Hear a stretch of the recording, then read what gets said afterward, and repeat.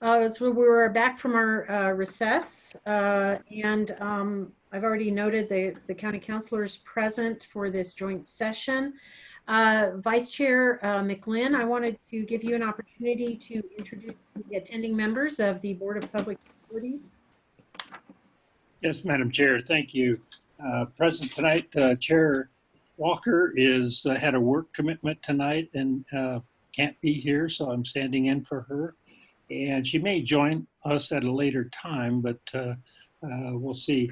The other 4 board members, including myself tonight, Steve Tobin, Eric Stromberg, and Cornell Wright, are here and present and are looking forward to the presentation and asking a few questions. And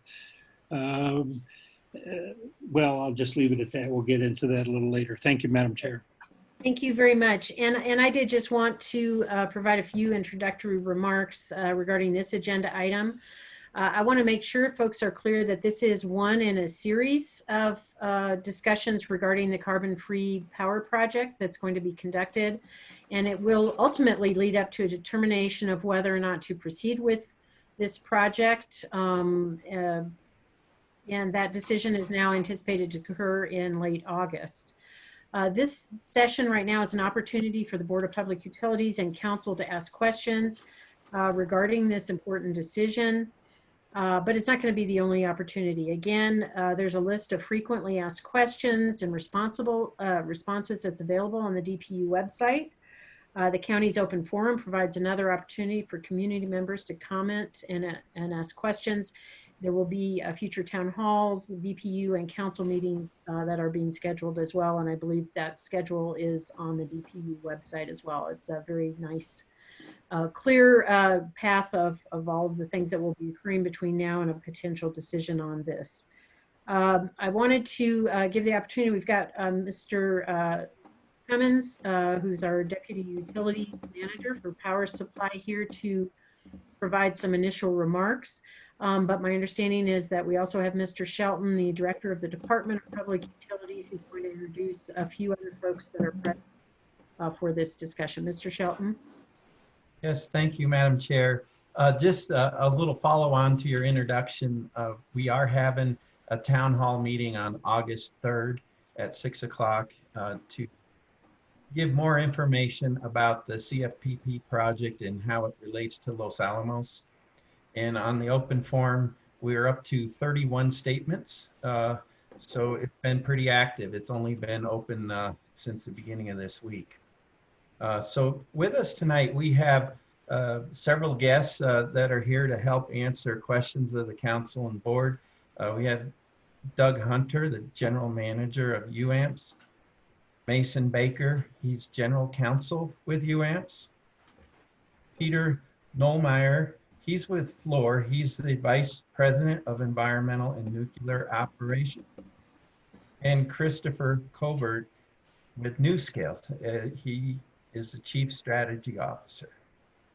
So with that, I'll have Steve give some background of the project and then just various talking points as we've been planning this project for a number of years, and it's been part of our integrated resource plan.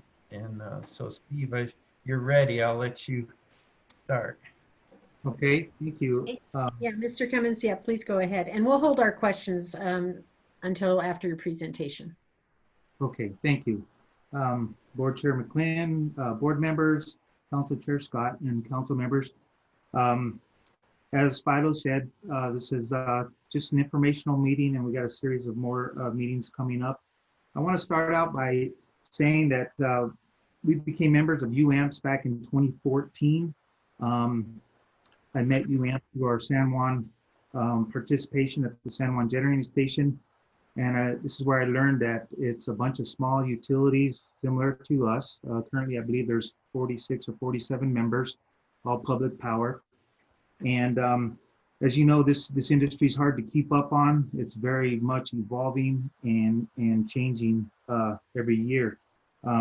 So we actually look to UAMPS as kind of an extension of our staff. We're all in this together, and that's what we do is combine all of our resources to help each other. So back in 2015, this project started. with a study phase siting agreement, which is what was referred to as the fatal flaw analysis. And that's how long we've been working on this. Some other key dates was in 2016, the county hired an independent contractor to do an integrated resource plan for us. And the idea there is how do we meet our 2040 carbon neutral goal with our resource mix? And I just wanted to point out that that was done in 2017. So it's getting a little bit dated now.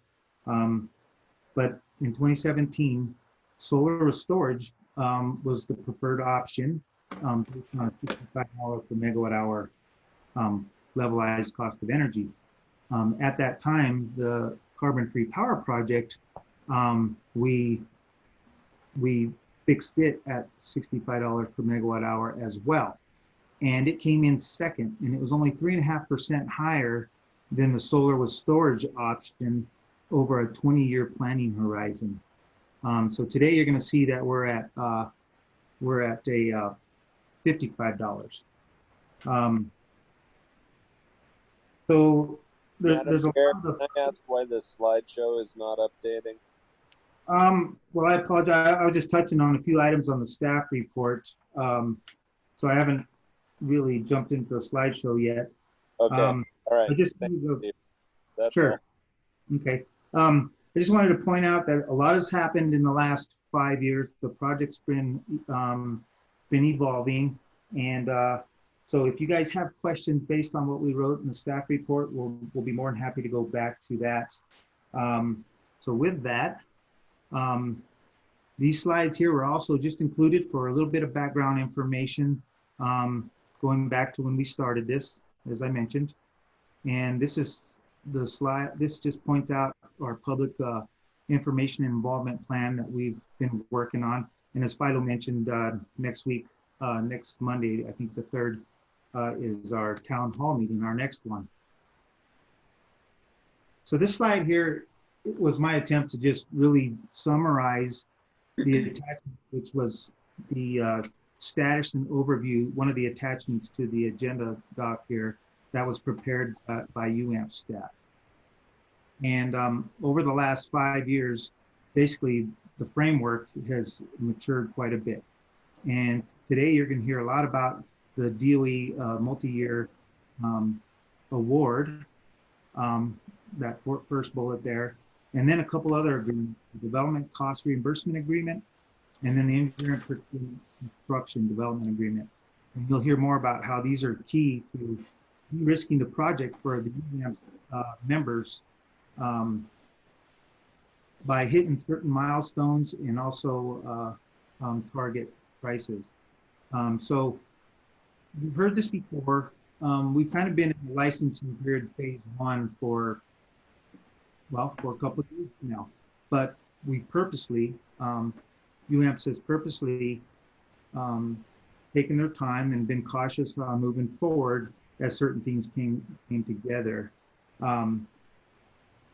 So the most recent development is with this multi-year award from DOE for the COLA prep licensing period phase 1. As you can see there, it's kind of front end loaded, but they will pick up 85% of the cost, $110 million.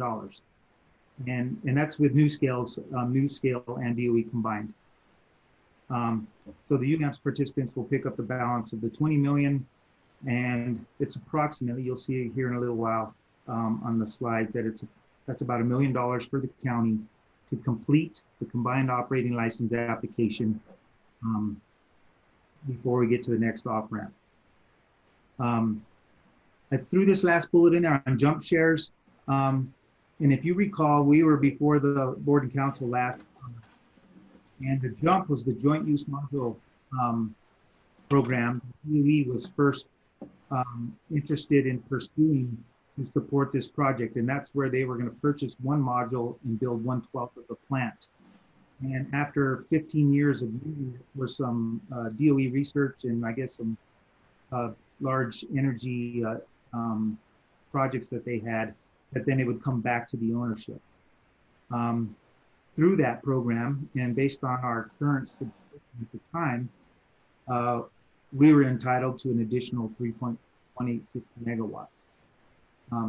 I put the price there because the membership wants to retain the benefits of the JUMP program, even though DOE wants to just go straight to this multi-year award and no longer participate through the JUMP. So what I'm showing here is our original 8 megawatt subscription would be shooting for the $55 per megawatt hour, and the JUMP portion, or a portion of the multi-year award, would be dedicated towards these participants who signed up for the JUMP program. It's estimated that 3.18 megawatts of capacity would come in about $39 per megawatt hour. So that's still an option. If you recall, last fall, the whole JUMP thing was supposed to come together, and we had an option to send that additional capacity. We still have that at this when we go for approval. We still have an opportunity to reduce our subscription. If we do reduce our subscription, though, it'll first come off of this 3.186 megawatts. So here on this slide is pretty much the lack of commitment. As I mentioned, the very first line up there was the study phase siting agreement. We were participating as a power pool with DOE LAM, and our share or our cost on the study phase siting agreement was about $122,000. If you recall, then we had a $6 million interim off-ramp, so to speak, where that would be reimbursable as well if the project was terminated as a whole under certain conditions. Our portion of that would have been that $78,000. And then the JUMP portion is the third line down, the $51,000 was going to be our portion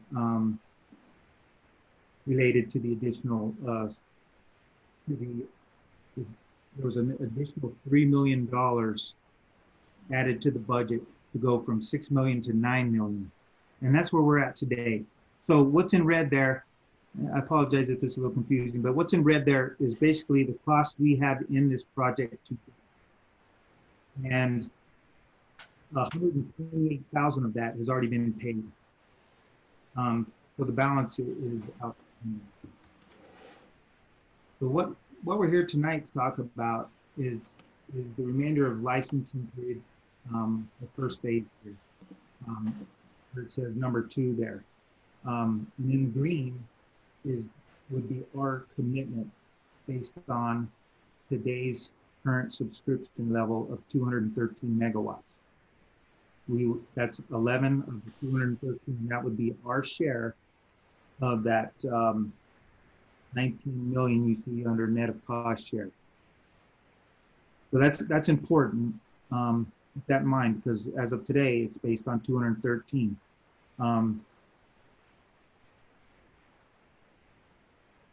The lines below that, we're not here to, I mean, this is for future information, and it could change as cost estimates change on the project. But there under where it says note 3, that's the cost of the COLA prep and the review of the COLA application. That's the combined cost there.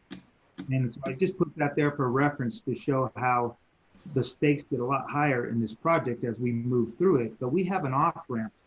We have an off-ramp here this month, later in August when we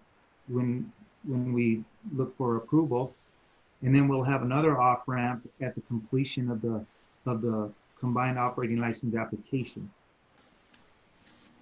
And then the very last line there, the total acquisition and construction cost. You'll see before 100% cost is the $6 billion number. Net of cost share is the 4.8. And this number, and the previous number I should point out, Actually, lines 3 and 4, note 3 and 4 is based on full subscription of the project. Now, I don't see that changing for any of the participants as being kind of a requirement unless you know, say we're 70 or 80% of the way there and, you know, DOE kicks in more money or something. So we can come back to this slide here shortly because I'm assuming there'll be a lot of questions here.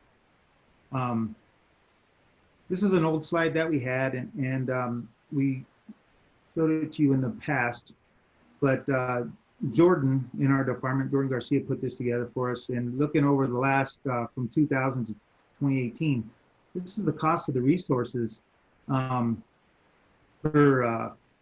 megawatt hour that we've on an average we paid. And as you can see, our Abiquiu and Alvado, the two highest bars here, were a pretty significant investment for the county. This debt service was paid off in 2015, and I want to say that power is closer to the $20–25 range, and we can have Jordan clarify that. He's much more fresh on these numbers, but LRS is right there. This is over that same period. That's our coal plant up in Wheatland, Wyoming. One of our cheapest resources, as you can see. San Juan, coming in right there around 55. Keep in mind, since the debt service has been paid off, it's come way down. So I believe if you looked at earlier years during the debt service, this number was more on the order of $65 a megawatt hour. Anyways, I use this to show the CFPP there at 55, just to kind of give a perspective. That isn't $2018 for the CFPP. These others is obviously an average, so keep that in mind. This is why we think we should continue our and consider continued participation in the project. We believe, relatively speaking, to our annual budget is about a $35 million budget for power alone. We think it's a low cost to continue this for now and keep it open as an option. That'll help us mitigate the risk of some of the future generation uncertainty and keeping a diverse portfolio. As you know, we plan on keeping our hydros. We're hopefully this year we'll be securing or finalizing a contract with a firm wind and solar product at a very attractive price. I mentioned this resource adequacy in the West because every committee meeting we go to or conference we go to, this has been like the big topic of the shortage here in the Western Intercontinental. This one, in fact, Doug Hunter spoke at this meeting last October at the WSP meeting. And it was the Pacific Northwest talking about a 7 gigawatt shortage with all the coal retirements and also some of the once through cooling plants that were no longer going to be allowed to operate. That's important because, like I said, our industry is changing, and it's also changing with the energy imbalance market. Jordan and his folks who prepare the power schedule every day for our operators to meet the load, finding it more and more difficult for bilateral agreements, but for buying power. And that's because a lot of the excess capacity that we've seen in our region is going away because of shutdowns. And more with the energy imbalance market, now we expect everybody will just bid their capacity into the market. And what that means is then you will pay the going price, and depending on what time of day it is, if the solar is dropping off in the duck curve, as you probably heard us refer to there in California, as the load comes up, solar drops off, those prices during those hours can get way up there. So depending on where you find yourself needing energy, you'll be exposed to that in the way you see it. As I mentioned before, DOE is going to pay approximately 85% of this phase 1 of the developing the application. We thought that was That was something Board and Council told us a couple years ago. And why doesn't the DOE step up now? And how are we going to do this project? And so through UAMP's efforts, working with DOE and NuScale, I think they've delivered, and it really does de-risk the project for us to see if it will still be a competitive resource. In that bottom bullet there, you'll hear us talk about this, and I imagine there'll be a lot more questions on it, but part of the development cost reimbursement agreement, there's an economic competitive test that will be run as the cost estimates for this project are refined. So currently we're at a class 4 cost estimate, and the others can correct me on this, but I think class 4 could be plus or minus 30%. Unacceptable to ever sign on a contract, obviously.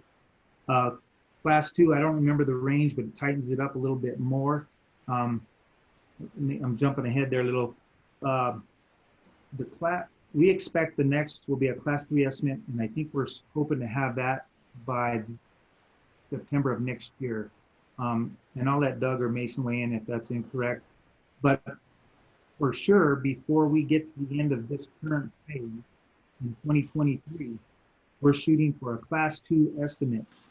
And we will run this competitive test to see if this project can still meet this $55 per megawatt hour. And that's important. So I'll mention it once again. So when we get the final notice to proceed, before we decide if we're still in the project, they will be at a class 1 estimate. And that's what the contractor is signing up for, saying they will build this project for this amount. And that's my understanding when you get to a class 1 estimate. As you guys know, we continue to seek other opportunities for generation. We were before you in February with our firm solar product. We're still working that, hoping it'll come together. It's still moving forward. It's been delayed a little bit with COVID. We believe renewables and storage are still not yet feasible, and we're going to try to share some numbers that through all the papers and that have been written by the Energy Information Administration and by DOE on where renewables, or particularly where storage is at. We kind of know where renewables are at currently, and we'll kind of try to share that. So we want to let you know that we're keeping an eye on how those are developing, and it could potentially change our position down the line further. As I mentioned, we do plan on I think I mentioned we plan on updating our integrated resource plan. And we would definitely plan on having that completed prior to the end of this current phase. And that would give us the best information at that time from an outside consultant looking at all market conditions, looking at all the possible resources that are available to the county, not necessarily resources that are available around around the Western Interconnect. A lot of times it depends on how close it is to your load, based on pancake transmission rates and things like that. This is kind of, I've mentioned this before, but this is our project schedule. As I said, the current budget and plan of finance that we're looking at now, which is dated July 14th, and it was in your packet. And excuse me, Steve, I'm going to interrupt you for a minute. We have some extraneous noise. Could everyone please put their computer on mute? I know Steve's voice is a little hard to hear to begin with, and so just so we can hear him as best possible. Thank you. Sorry, Steve. Oh, that's okay. Thank you. Sounded like chipping ice. So anyways, now in August, when we come back before Board and Council with looking for or making a recommendation on our continued participation, that will be an off-ramp for the county. And if we took that off-ramp, as I mentioned earlier, and I can go back to the slide, we would have a sunk cost of about $250,000. Otherwise, if we move forward and get the approvals, the next off-ramp would be roughly in think it's in late 2023, when we complete the combined operating license application and before we submit it to the NRC for review. And back on that chart, I'll go back to it in a minute, you'll see, because that's a very significant increase to take that next step. And then of course, if we did choose to take that step, we would have one final off-ramp, and that's prior to signing a contract with Fluor, who would be the constructor of the project. And that would be in 2025. The construction period I put out to 2030. I think the first module is supposed to come on in 2029, but the 12th module out of the 12-pack plant will be in 2030. Okay, I apologize if it's getting a little long. You get me started here. We threw in this chart to just kind of, and there's a lot going on here, but I'll try to explain it as simple as I can. This bottom black line, I think you guys can see my cursor. That's the county's load without the laboratory. And then these upper lines, as you can see, is Llano's load on top, is Llano's load. And then if you stack them, this is the combined load for the power pool. And then you can see who owns the different resources here. Starting over here on the left-hand side, we start with our Alvado, and then we got our ABQ, and this is based on some annual averages of what we get out of these hydro facilities. And real small line in there for our WAPA federal hydro power allocation.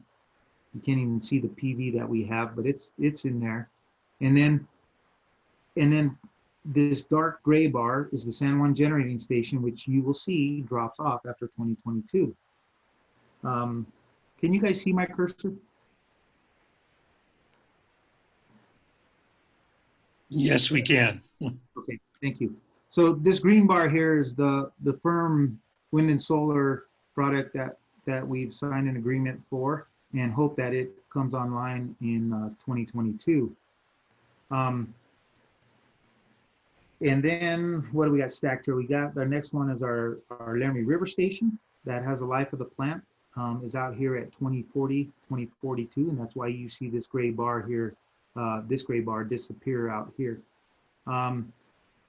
So anyways, you can see some overlap from these resources that is above the county's annual demand. This left-hand column, I should explain, is megawatt hours on an annual basis. So we're roughly, without the laboratory, 120,000 megawatt hours a year. Okay, and here's the yellow. It's still just an option, but it's just one way for us to look at how we're going to meet our future load with carbon-free power. And as you can see, it picks up here in 2030. The green one drops off in 2035. If you recall, that contract is only good for 15 years. We dropped it off there because the contract says they're allowed to open and renegotiate the price at that time. So we just decided here to show it as ending. It could go on into the future. But as you can see, when you get all the way out here to 2040, 2043, the county's resources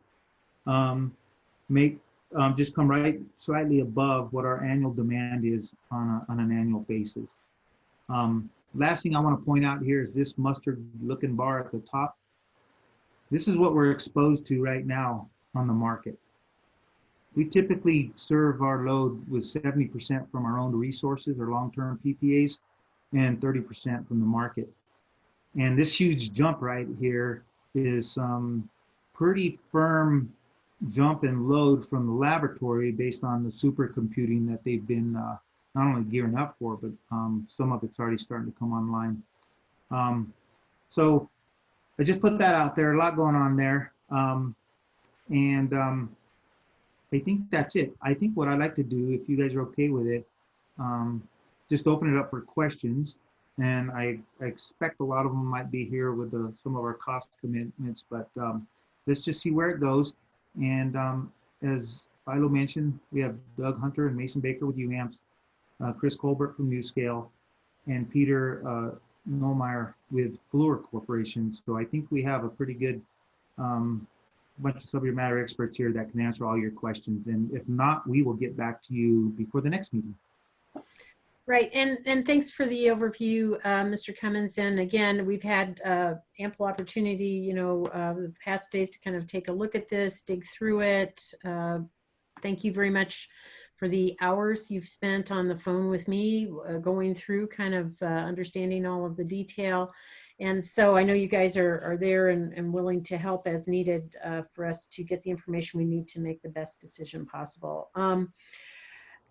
At this point, I'd like to go ahead and yield the floor to the BPU Vice Chair, McLynn, so that he can ask for any clarifying questions to presenters from the BPU members, and then we'll go to council, back over to council for clarifying questions. Vice Chair McLynn. Thank you, Madam Chair. Are there any questions from the board? Derek Stromberg, thank you, Madam Chair, and thank you, Mr. Vice Chair. The question I have is Idaho National Laboratory, where this will be built, is about 800 miles away. We've talked about the $55 per megawatt hour. Does that $55 per megawatt hour also include the transmission costs over that 800 miles? Mr. McLean, Mr. Stromberg, no, it does not. Typically, when we look at generation costs, we exclude transmission, and I can share with you the different pancaking transmission rates we have for some of our resources. But for this particular project, we've been working with UAMPS, and we've also been working with the Western Area Power Administration to look at a swap.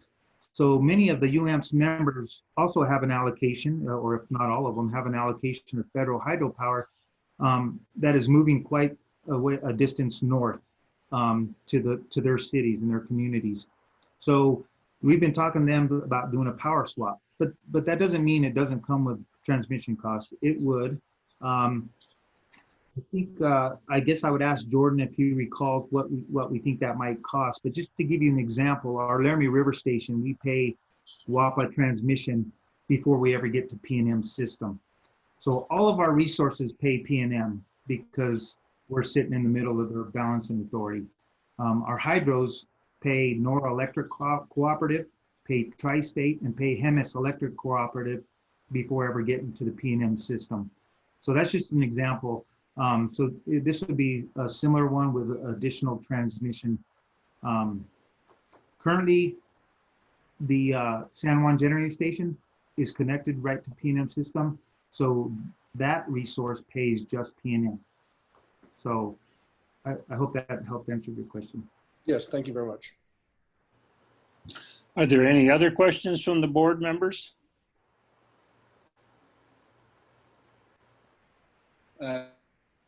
Yes, Steve Tobin here. Yes, go ahead. How does it, just the $55, from reading through their Appendix B, it sounds like that was a quantity fixed by what they thought they had, the competition being natural gas, and so they had to do better than that. Or it the same as that to be of interest. So the 55, as I understand it, is more of an estimate on what the competition costs more than what the nuclear is, and that they're currently doing an estimate of their costs, and depending where that comes in, they'll proceed or not. Let's say it does come in at $55. What happens if they then go and build it and it costs $65, $75, $85? What happens to us?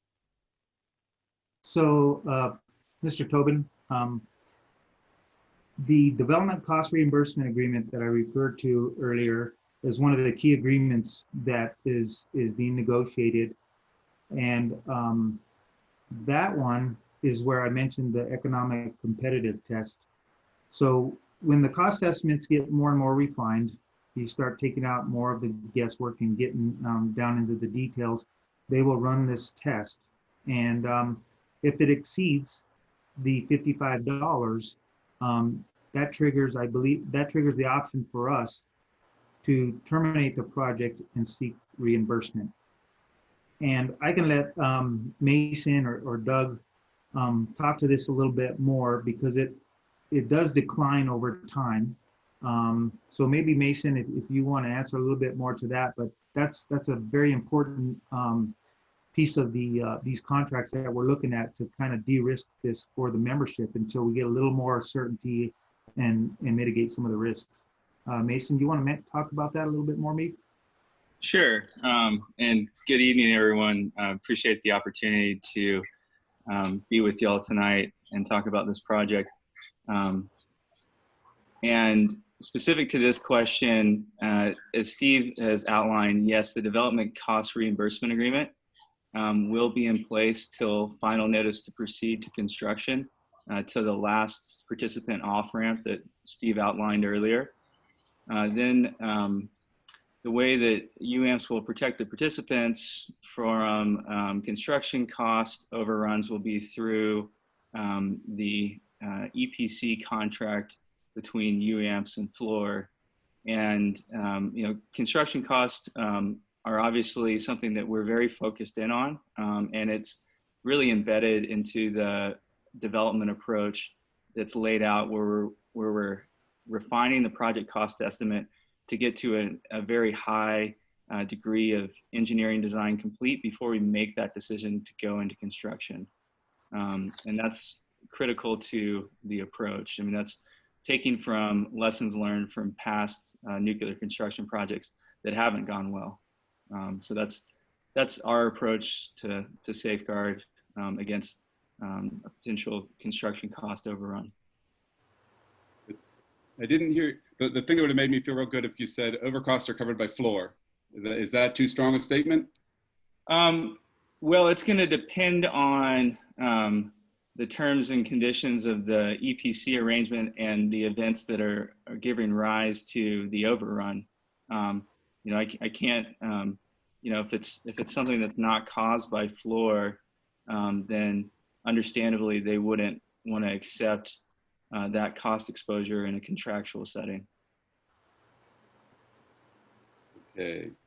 And then just if a follow-up question, probably more for Steve Cummins. So one of the great benefits of nuclear is that it has firm power, but the disadvantage is that it's up Idaho and we won't actually get an electron from the actual plant. So it doesn't really strengthen our local grid. Steve then alluded to the potential of using other people's power that are more local, in particular the hydro power. How hydropower has risks with it in terms of availability. Where would we rank in priority to have access to the hydropower? If it's the hydropower at the WAPA that is really our actual electrons that will support our grid, if that's the case, if I understood you correctly, Steve Cummins, where are we in the priority list of who gets access to that power there at the hydro?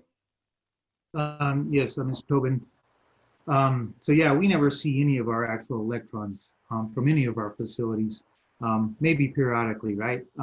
Everything we do is a paper trail. It's based on contracts. So this power wouldn't be any more at risk because the hydro is coming from Glen Canyon. So yeah, it's still a distance away, but it's based on contracts and priority. So I don't see it as any additional risk from what we currently do today. I'm surprised by that, Steve, because in the end, a grid has to be stable. There is a load and there is a demand. And so if we have a grid that was 100% solar and wind, we know that that would oscillate on a level that would, the source wouldn't meet the demand at times, right? So on paper, it might look fine at daily resolution, but it wouldn't on hourly resolution. So my point being is something has to make our grid firm. The benefit of nuclear is that it is firm. You know, we sell that as a benefit, and it's a very real benefit, but it's not going to be a benefit to our local grid. It is going to be a benefit up to Idaho. If we had a hydro here that we could use on demand, if it was not run of the river, it would support our grid, wouldn't it? We could have it flow more when we needed power and less when we don't. There is a reality to the electrons that you consume, and the ones that are local to us, we consume. So I don't understand what you said that it's all a paper trail. Something's real there. Load has to meet demand. And you're correct. I mean, nothing's probably more firm and secure than having generation in your backyard, because then you don't have to rely on any of the transmission system. So yeah, you're correct there. You know, what you're talking about is it is a paper trail, and the power is going to go to where the load is, and that's how it exists today. We would just have to hash out that contractually, because most of our power, 99.9% of it, comes from off the hill and relies on the transmission system. I totally agree with you, Steve. I guess and I'll stop here in about 2 minutes after you respond to this. That the grid is changing. In the past, the grid was essentially nuclear, coal, or gas. All of them firm. So it's very easy to do accountancy around the country. Going forward, that grid is probably not going to be the grid. The cheapest power we have is wind and solar at 3 to 4 cents a kilowatt hour, with natural gas coming in close. 80% of all new power in the past 5 years have been wind and solar. The grid is becoming less stable in the sense that it used to be. It will matter if we have firm power in PNM's district or within close proximity to that. That will matter coming down the line. Isn't that a correct understanding of a grid when you start to put more renewables on it? It is, and I'll just, and I think Doug might have wanted to say something, but I'll just say, that's why you've heard us talk about renewable projects that we looked at, and we've said that these are non-firm. But we, as a power supplier, as a load-serving entity, we have a requirement to make it firm contractually. So, you know, when we brought that last project to you, that's what was so attractive about it, was we had the assistance from a power marketer to help us firm a large wind and solar project, because that takes a big effort. And they were also overbuilding those wind and solar sites to give us that 15 megawatt around the clock firm product. So you're absolutely right. We always are looking how we can keep our lights on. And if we ever move forward with a renewable project, we're going to have something there to back it up, whether it's battery storage, excess capacity from our nuclear facility if we choose to stay in this project, or some other firm resource. Doug, did you want to add something? Only if Mr. Tobin is, unless he wants to make it. Oh, just that all that background is great. I appreciate that, Steve. But it comes back to my original question: what is going to be the real source of this nuclear power force? It's not going to be coming from Idaho. You alluded to it coming from the hydro over west of us. And I just want to know, where do we rank in that priority? How stable is that a source? We could think we're buying great firm nuclear, and then 20 years from now we realize we have hydro that is dried up, and we're getting supplied by gas, or I don't know what would be supplying us. That's my whole point. Is it would help me if I understood where the actual local power is coming from. I know you can't explicitly say it. You explained that there, if I understood you correctly, there are UAMPS members that can give us stuff, but that vagueness is concerning to me. Yeah, I think I could answer that. So if we do a power swap, if their resource goes away, that swap would say that then we're going to move our power, and we would potentially be exposed to more transmission, but we would be trying to move our power down. And I'll let Doug weigh in on that, but there'll be some protections there. We did a similar power swap with our Laramie Power with Springerville here in New Mexico, and it had similar requirements. And so Doug, I'll let you weigh in, and then and Jordan Garcia, I'll let you weigh in on a little bit of that as well. He manages this power on a daily basis with his real-time operators. So if you would, Jordan, you want to weigh in on that a little bit? So Mr. Tobin, I understand completely where you're going with the reliability of it, and I just want to make a couple notes. So we used to be able to supply our spinning reserves, which actually firmed up all of our power that we supplied into the system. And we in 2017, I believe, we got out of that contract and we started buying these services from PNM. PNM is ultimately responsible for the reliability of the grid within where we are located. Now with that, they have several plans. They still have access of the Four Corners plant, at least until 2030, I believe. Some of the proposals that they have in front of the PRC are include natural gas units, which are simple cycle. There are no baseload units planned in New Mexico as far as we know. So they're ultimately responsible, and they're who we are purchasing the service to maintain the reliability of the grid.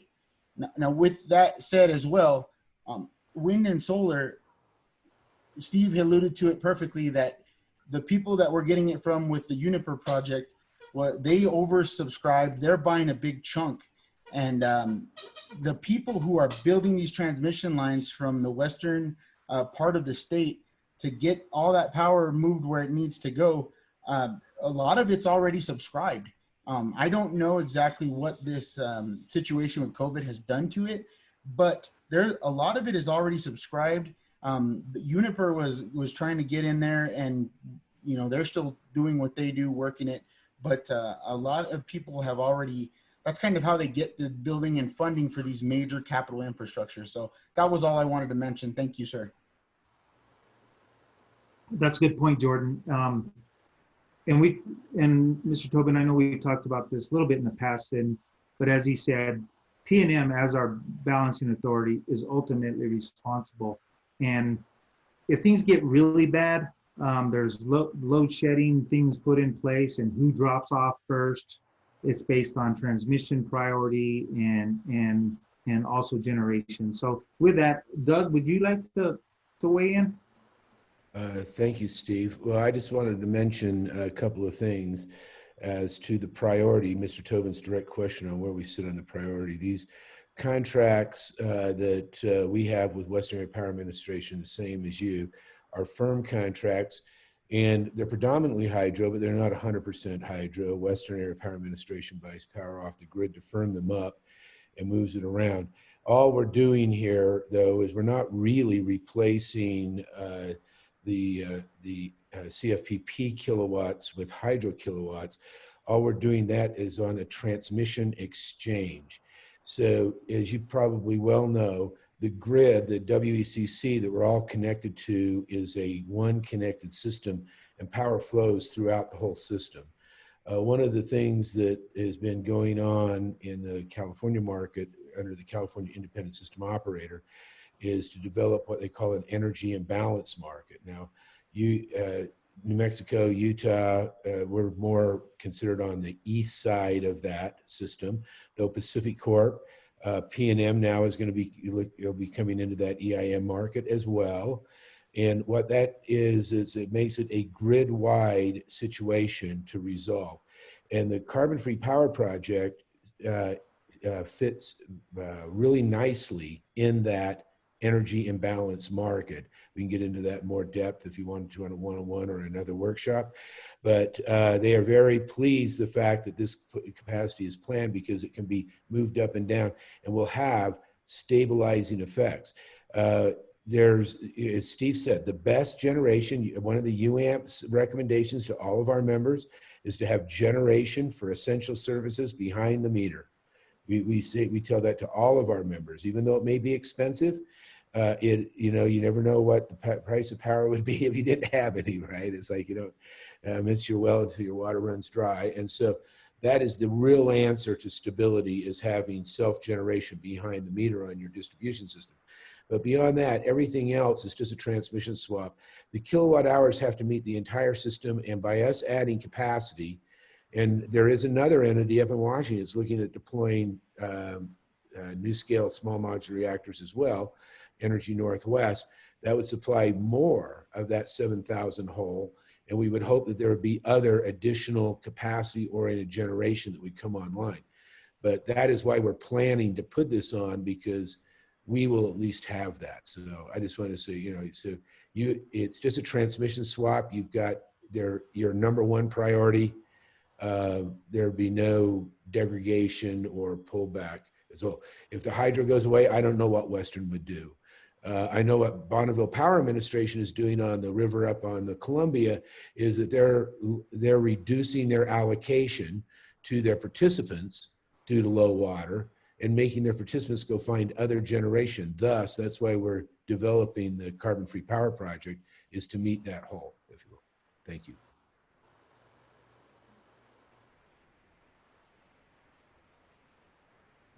I think I've occupied enough of your time. Thank you all for your answers. As the board, Steve McGlynn again, does the board have any other questions? This is Eric Stromberg, thank you. Question, you got a proposed date of 2030 to start producing power. What are the potential issues that might push that date out?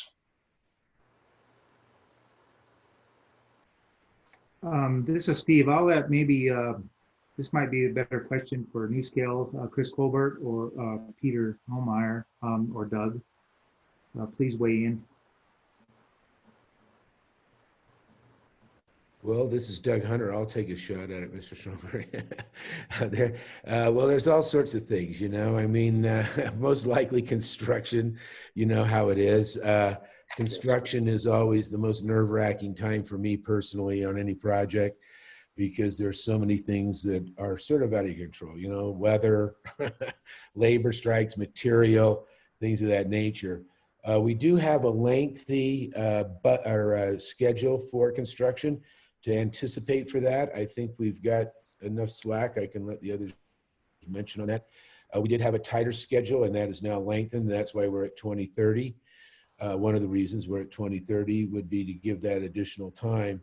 I can tell you this, what we've been trying to do is plan around, and Pete, I'll have you come in, if you will, and talk about material and the supply chain, or Chris, on getting things, but that's one thing we focus to. We've already started a labor discussion, I should call it negotiation, but in reality, I guess it is, up in with the unions and that up in Idaho, and the regional labor force, to make sure that we're not stepping on other people's toes in terms of craft work, so that when the welders are done at one project, it doesn't cross over with our project, if you will, the pipe layers, all that coordinates in. And we've been working with the Navy, who's building a big project of the other large construction projects, and coordinating that in timing so that we're not, like you say, stepping on each other's toes. That could cause a delay. Weather, I think, is probably the largest unknown. You know, you are up on the high plains of Idaho. If you've been up to the INL site up there, you know it can get pretty frigid in the wintertime and be almost unbearable in the roads. Getting out there can be a little tough. But beyond that, I think the things that were under control. Peter, would you like to mention supply chain and what Fluor's been doing to look at that risk of supply chain and delay of construction? Sure. Thank you, Doug. And thank you for having us tonight to join in on this. Starting with the supply chain, there is a huge effort going right now with working with the supply chain to evaluate suppliers well in advance, get their bids, not just regular bids, but firm bids from them, where we actually pay them some money to develop their cost estimates. And then we have contracts that are actually signed, so we know what their prices are before the Class 1 estimate is signed, such that when all the members agree on the final notice to proceed, all of those prices are locked in from our suppliers. So back to Mr. Tobin's question, there'll be a firm fixed price from Fluor, where we're accepting a lot of risk, but we've already mitigated that risk and transferred it as best we can to those who control it, our suppliers, by having them already have signed up to agreements for all the major supplies and components for the plant. And that's where a lot of these projects go awry, is people get into the field and start doing construction before they've firmed up the design, before they've gotten those firm estimates from suppliers. So that's where these projects come off the rails. We've looked at those lessons learned from Vogtle and Summer, the most two recent large nuclear construction projects in the US. We've got those all documented. We've got those all built into our risk matrix and our mitigation plans for this project. So Doug is right, construction's a biggie. The licensing is what precedes the construction.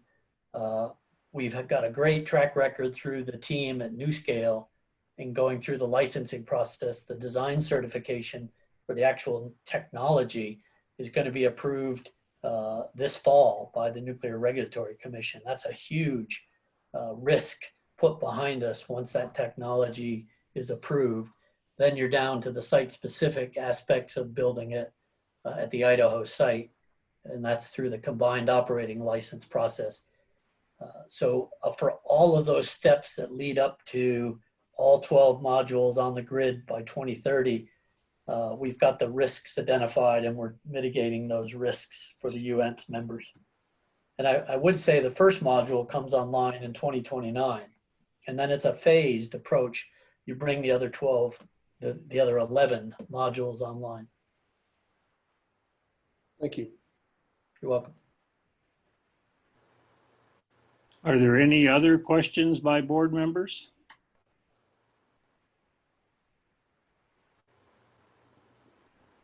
Hearing none, I had a few questions, if I may. Steve McLinn here. Steve, in your presentation, unfortunately, your slides are not numbered. So this was a consideration for continued participation slide. You mentioned the 2017 Integrated Resource Plan, and you stated that that would be updated prior to the end of the current phase. And the current phase, were you referring to the phase 1 license ending in, I believe it's April of 2023? Yes, Mr. McLean, that's correct. So, you know, typically we do for us, relatively small, we'd maybe look at updating on the IRP at least every 5 years. I think some of your regulated utilities like PNM, they do it every 3 years. We got a lot of stuff going on now, particularly with our energy imbalance market and things that we're looking at. And we, as the pool, discussed this and decided that we don't see any significant changes in some of the resource options that they would consider. There has been some downward movement on some of the renewables and storage and things like that, but there's also been a significant downward movement, as I pointed out, with the CFPP, if we can hit the $55. So we decided that we would wait, because it's a pretty significant effort, upwards of $250,000, potentially anywhere from 150 to 250,000 for real in-depth IRP. So we would definitely have that completed prior to that off-ramp, so that if we want to have the best information at that time on all of our options and see where the CFPP still falls. And that would be, like I said, that would be roughly a $1 million commitment for this phase to keep it open as an option. Okay, and just to be clear, and I know some of the questions I'll ask are more, I want to say, for review for both the public and for the board, if you don't mind, so bear with me. I'm looking back, you didn't cover this in your presentation, but it's in the packet, attachment C, and I'm looking back at a document from UAMPS, their amended budget and plan of finance dated July 14, 2020. And specifically, there's a table there on page 1. Yeah, there it is right there. We're looking at the licensing period, first phase, started April 2018, and it's going to end at April 2023. And we're now, if I'm understanding this correctly, in about another month or 6 weeks or whatever it is, our off-ramp at this point will be ending. Is that correct? That is correct. And Mr. McLennan, board members and council members, if you recall, I mentioned early on that back in 2018, when we signed the power sales contract, and this didn't just come from the county, it came from many of the other members, that they just weren't ready to take that leap. So if you recall, that's where they came up with the, let's start off with a $6 million spend and it had some reimbursement terms with it with NuScale and DOE. So basically, this whole time we've been, the way I see it, we've been in the COLA prep, just been doing the absolute necessary work. And I believe Doug or Mason can address this, but DOE has even been doing a lot of the seismic work out at the site and not sending the cost to the project to keep it kind of on some sort of, keep it on the, I guess, on the critical path, I guess you'd say. But you're right. We do have an off-ramp. I think we have until September 15th, based on the notice that UAMPS gives to all the members, to make this decision and let them know where we're at. Are we staying where we're at? Are we going to decrease? Are we off? Whatever the case may be. And then, but if we choose to go forward, the next 3 years, they will finish up that entire application that will be submitted to the NRC for review. Right, and that's where our cost commitment of a little bit over $1 million for the next, how many years would that be? Phase 2, the million plus, what, $1,049,000, I don't remember the number exactly, but that will take us, if we choose to participate, continued participation, will go from September of 2020 until, is that the end of phase 2, November of 2025? Is that what we're looking at? I'm just trying to understand that table. That is correct, but that's not the $1 million commitment. That's about a $10 million commitment. And I can take you back to the table and show you that. Okay, okay. So the $1 million commitment we're talking about takes us through phase 1, April 2023. That's correct. And that is just preparing this application that will be submitted to the NRC. And then in phase 2, licensing period, phase 2 is where the NRC will actually spend their time over that period between 23 and 25, going through it and before, looking for any flaws that they find. Well, we will have our next off-ramp beyond next September in April of 2023. Is that correct? That is correct. And at that point, we would roughly be in, assuming all appropriations come through on the multi-year award, we would be in for, $1.25 million if we were to exit the project. Right.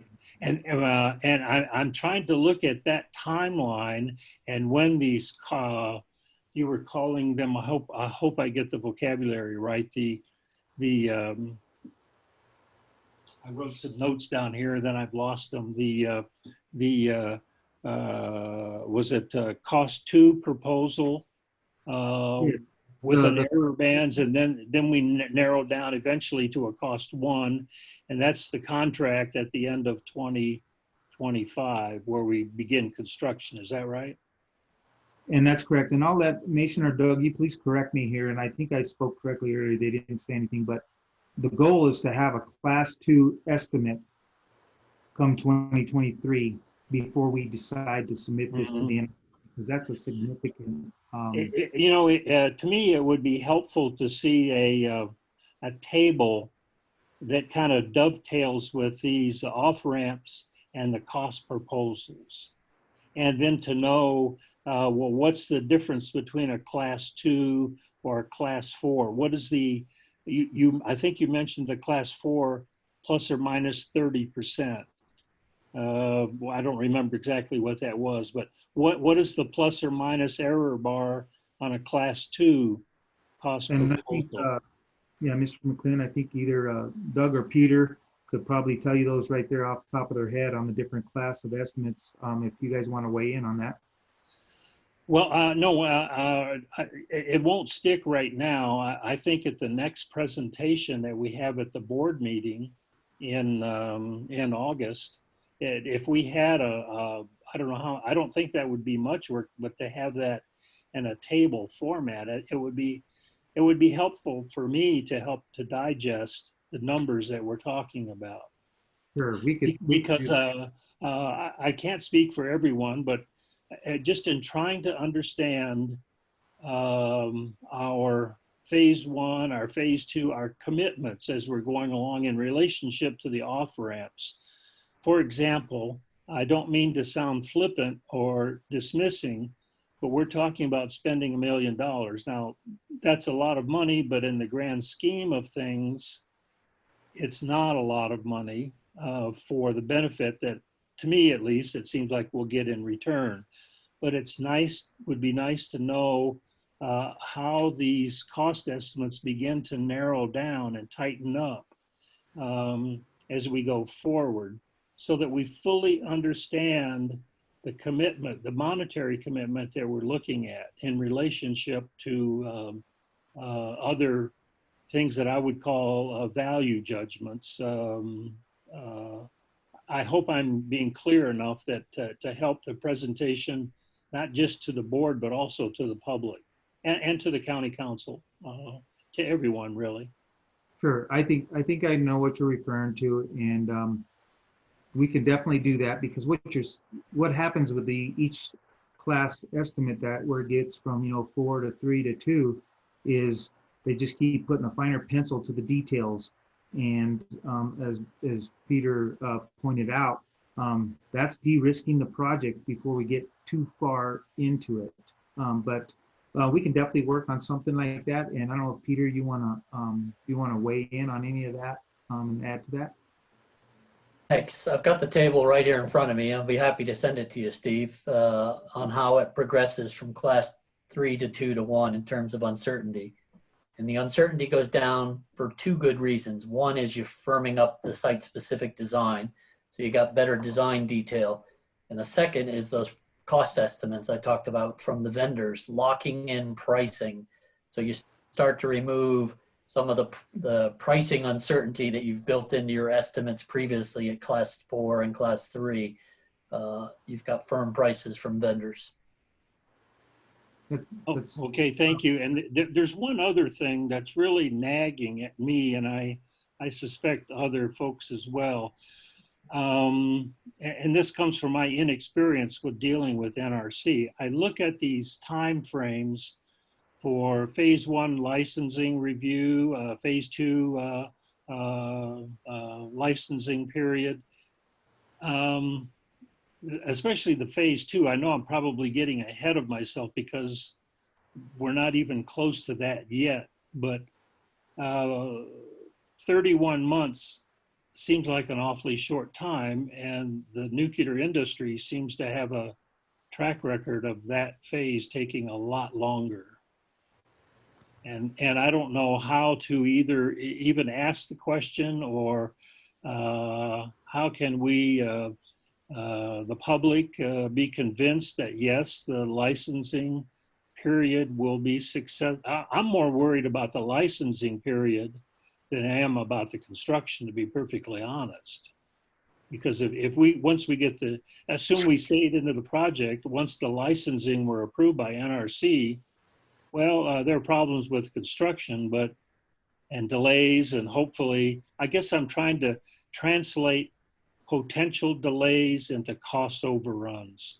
And we all have these memories of horror stories that I think many folks in the county are a little bit leery of, frankly. I don't know if I made that clear or not. Hey, Steve, could maybe Chris could give an update on what NuScale's doing and how NRC is behaving currently? Maybe Yeah, that I would be think helpful. that would be great, and also how they worked through the design certification and how they've been working with them since, I think, 2008. So yeah, that'd be great, Chris, if you want to weigh in on that. Yes, can you hear me okay, Steve? Yeah. Okay, so thank you very much to the board and to the council members for the opportunity to discuss this project. The question at hand about the NRC performance, NuScale submitted a design certification to the NRC at the end of 2016. They accepted it for review in March of 2017. At that time, they issued a 42-month review schedule that had 6 milestones for each of the phase reviews going on throughout it. And come, knock on wood, we're expecting that in September, on schedule, we will receive and complete the final phase of the NRC review on schedule. And importantly, the interim steps as we got to there for each of the 6 phases were achieved on or slightly ahead of schedule. One of them was slightly behind schedule, but overall, very good visibility into what the NRC was doing. So, you know, with respect to the schedule that is shown for the COLA review, you know, typically the NRC says that for a DCA review, it takes 42 months. For a COLA review, they say it takes 30 months. So we've added 1 extra month to that schedule. But when they receive and accept the COLA for docketing in 2023, they will also publish a schedule that says, here's the phases of the review, when they will complete, and here's when you expect to get your combined operating license. And so you will have very good visibility in terms of how the NRC is progressing against that schedule throughout. And importantly is that if you see that you're running into any issues with the NRC for any reason, that does give an opportunity for the project to reevaluate the situation at that time with the facts in hand. But it won't be a situation where all of a sudden you went from being on schedule to being 18 months behind schedule. That has not been our experience.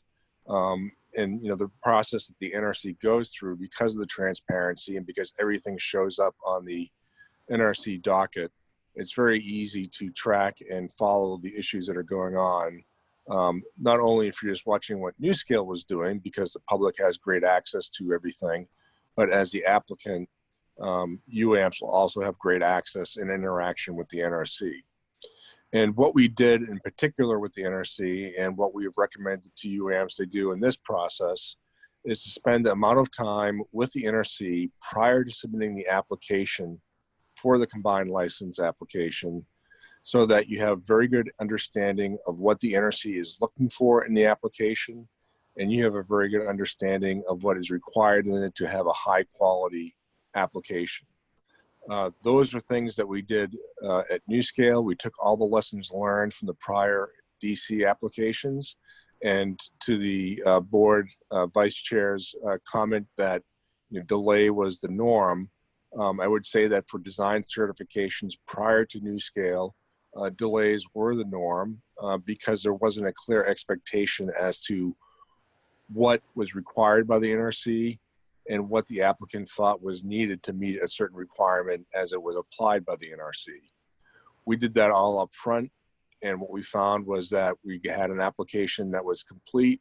The NRC could review it timely, and in fact, we're going to be finishing up the phase 6 of the review here in should be in September when that will be issued.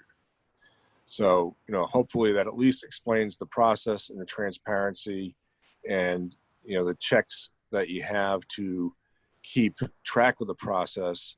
And I also, you know, point to the experience of NuScale is that if done correctly, you can actually have a predictable result out of the Nuclear Regulatory Commission with respect to doing a review. I hope that was helpful. Mr. McLean, if I could, I would just like to amplify, when we went out to visit there in Corvallis, Oregon, we went out to visit NuScale and where they got the 1/3 scale module. I was mostly impressed by, and Chris, correct me on this, but as you mentioned, early and often communication, and they didn't just like go in the back room and prepare an application and then submit it. They actually, all the way through the prep of the application, as he said, worked with the NRC. And I got to believe that's made the biggest difference of all. Well, thank you. That's helpful. Yeah. Were there any other questions by the board? I actually, Steve Tobin again, just one quickly. Since the project is undersubscribed, clearly you've been out trying to get more customers.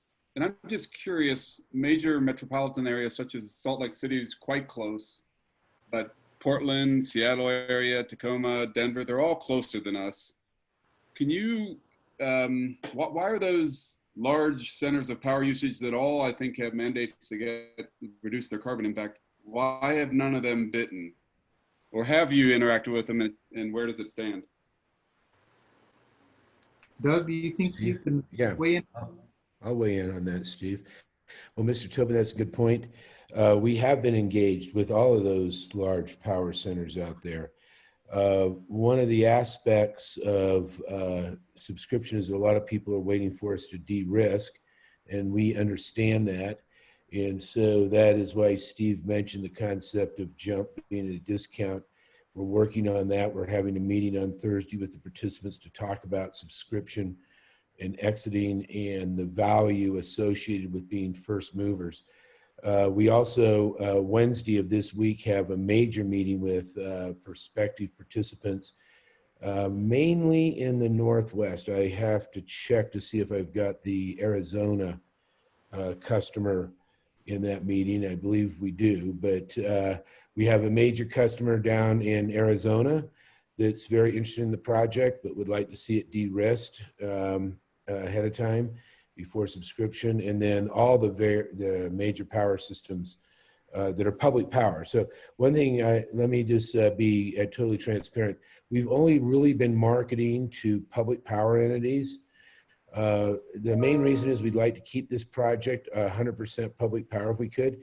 You guys are in San Juan. You understand the difference between capital structures when you're trying to do capital improvements down the road, or closing a plant down, or whatever it may be. There's just different motivations that move different types of utilities. And so we'd like to keep this all on a public power basis as we can. That's not exclusive. We have talked to Idaho Power Company. Rocky Mountain in the Salt Lake area is not interested in the project. They're not interested in any project except as solar and closing their coal plants. You know, I mean, a lot of the investor-owned utilities, P&M, I'll put that right there, and I'll stand toe-to-toe with them to defend this. My statement I'm going to make is that investor-owned utilities really don't look towards making sure the kilowatt hours are going to get there. They make sure they get their rate of return on their investment into there. If they don't get their rate of return, they don't build capacity. They don't think they just leave it to the state to figure out how to force them to do it. You as public power have an obligation directly to your residents and customers, and we'll go to do that. So we anticipate that we have a clear path to 720. Actually, I've said this to a number of entities. It's going to sound a little strange, but we're working on a second deployment, not UAMPS, but Energy Northwest, another joint action agency up in the Northwest that currently operates the Columbia Generating Station near the Hanford site, if you're familiar with that, up there in the Tri-Cities, is now proposed to be the second deployer of the NuScale technology following us, because we have seen enough interest. We've seen interest greater than 720 megawatts. And so therefore the concept is to try and get us filled first here in the near term, get this first one done, make sure we can prove it out, and then bring in the second one. The second one will be at a greater price than $55. I mean, that's just the way things go. The DOE, I'm sure, will not subsidize as much, and NuScale is in the business along with Fluor to make a modest profit as they develop this down the road. But that is where we're sitting right now. I'll harken back to this one so you can see. We have looked, as Steve mentioned in his slides, we see a 6,000 to 7,000 megawatt deficit in the 2030 to 2050 period on fossil fuel retirement into the basically the Northwest area. And we also Bonneville Power Administration is leaning towards lower allocations due to climate change aspects on the Columbia River and fish and endangered species impacts. And so they're looking for us to replace it too. So I think we should see, we go through it. I'll finish with this. If you think of it this way, if you take it a third, there's 240 megawatts in each tranche, if you will. And we're really close to the first tranche being filled.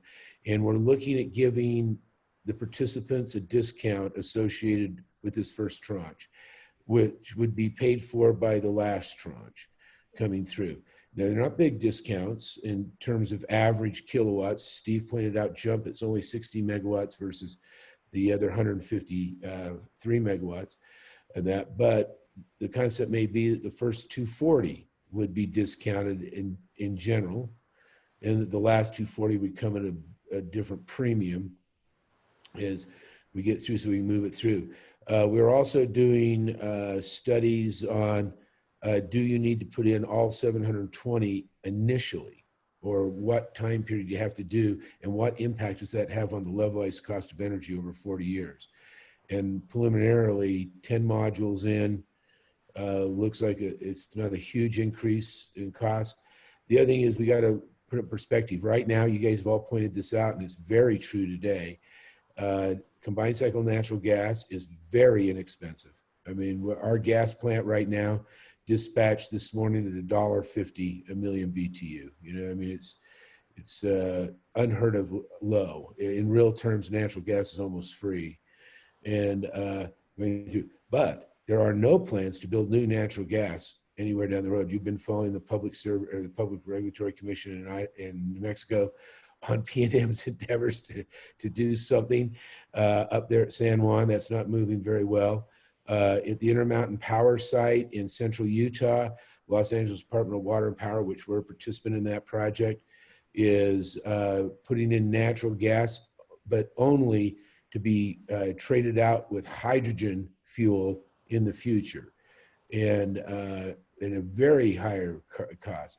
So the concept of $55 and $2018, as we're projecting it, is a good indicator of today's competitiveness, but it could be an incredible bargain in 2029 compared to alternative costs of generation available to others that could be in the $70 to $100 megawatt hour range. And so having the last tranche come on at a higher price has some logic to it. Doug, could you remind us what you mean by risk? I believe you said risk reduction. I hope I'm getting that wrong, but yeah. Mr. McLean, yeah, of course.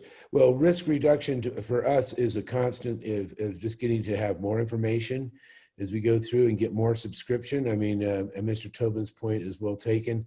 We're well aware of it.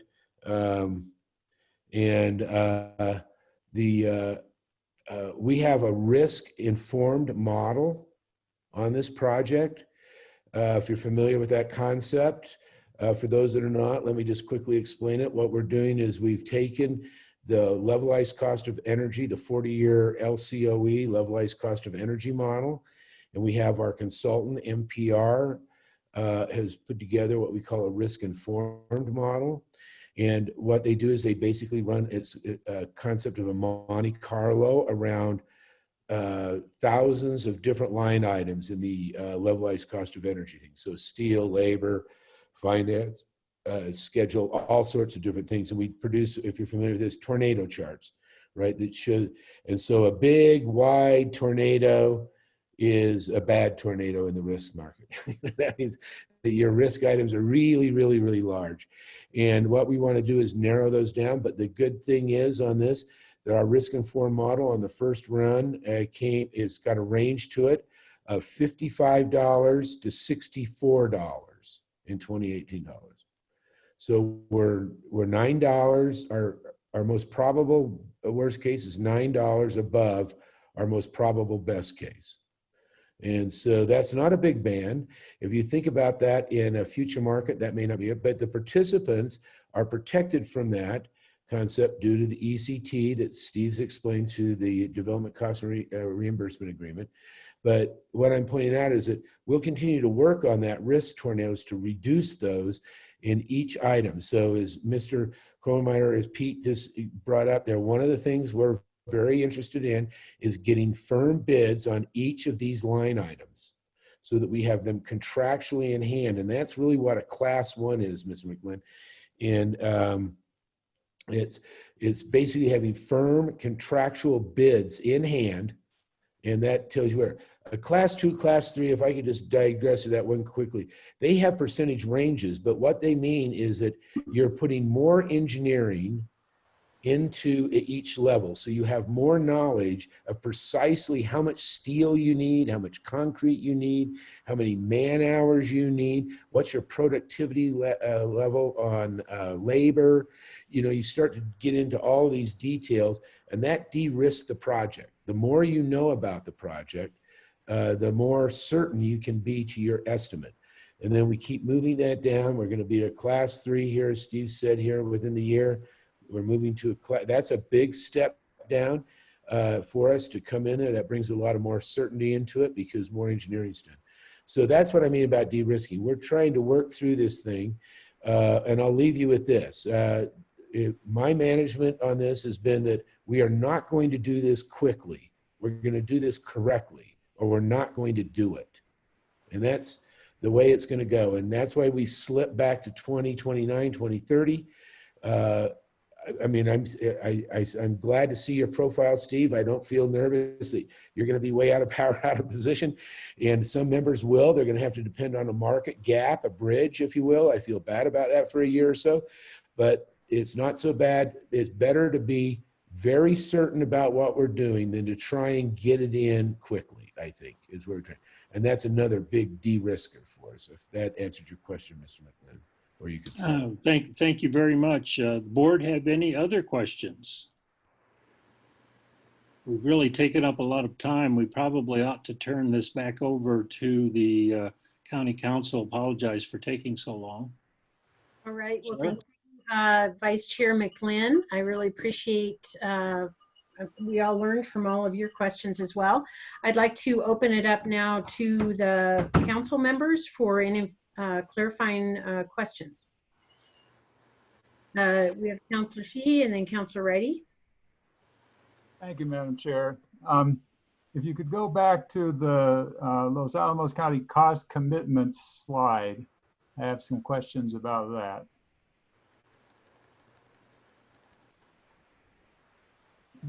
Go down. Okay. Up to today, you're showing our cost to date is that red number, $258,000. Is that money that we have actually paid in already, or is that kind of an obligation that's on the account? So, Madam Chair, Mr. Sheehy, the 128,643 on the top line is what has been billed to us to date. Mission can weigh in on this, but it was, I want to say it was in 2018. They've been holding back all costs because we're talking about doing interim financing going forward. But we have paid 128. So we're outstanding about $130,000 that we owe today. Okay, and now if we go all the way through to the first phase, for whatever reason, at the end of that, and that I understand is April 2023, if we wanted to get out, we would be billed for $1,046,000. Is that correct? That is correct, and we would have, per the power sales contract, we would have 1 year to repay that money. And just, I wanted to let you know that Philo has been talking about us, setting it aside, if we choose to go forward, set it aside on an annual basis, but that is correct. Okay, and now the $105,000 that we have not paid of what we've accrued so far, and this $1 million, if we go forward, then would that and the 10 million, if we go through to the second last off ramp, or the 73 million total, basically, is the 73 million basically what we are obligating, but that is contained, that we pay that back by paying $55 per megawatt hour over the life of the plant. It's not like we're going to have a bill at any time except for this power sales agreement, which we take. Is that correct? That is correct. All of those steps in between would be handled with different financing mechanisms, and ultimately at the end of construction, they would, consolidate or whatever, and based on their models and the different interest rates that they used, and Mason then could talk a little bit more about that, but yes, it would be wrapped up into the $55 per megawatt hour. Okay, and now if you could go to the other document that we were looking at, the status and overview document. Toward the end of that document, go to about page, I think it's, yeah, page 10, the last page.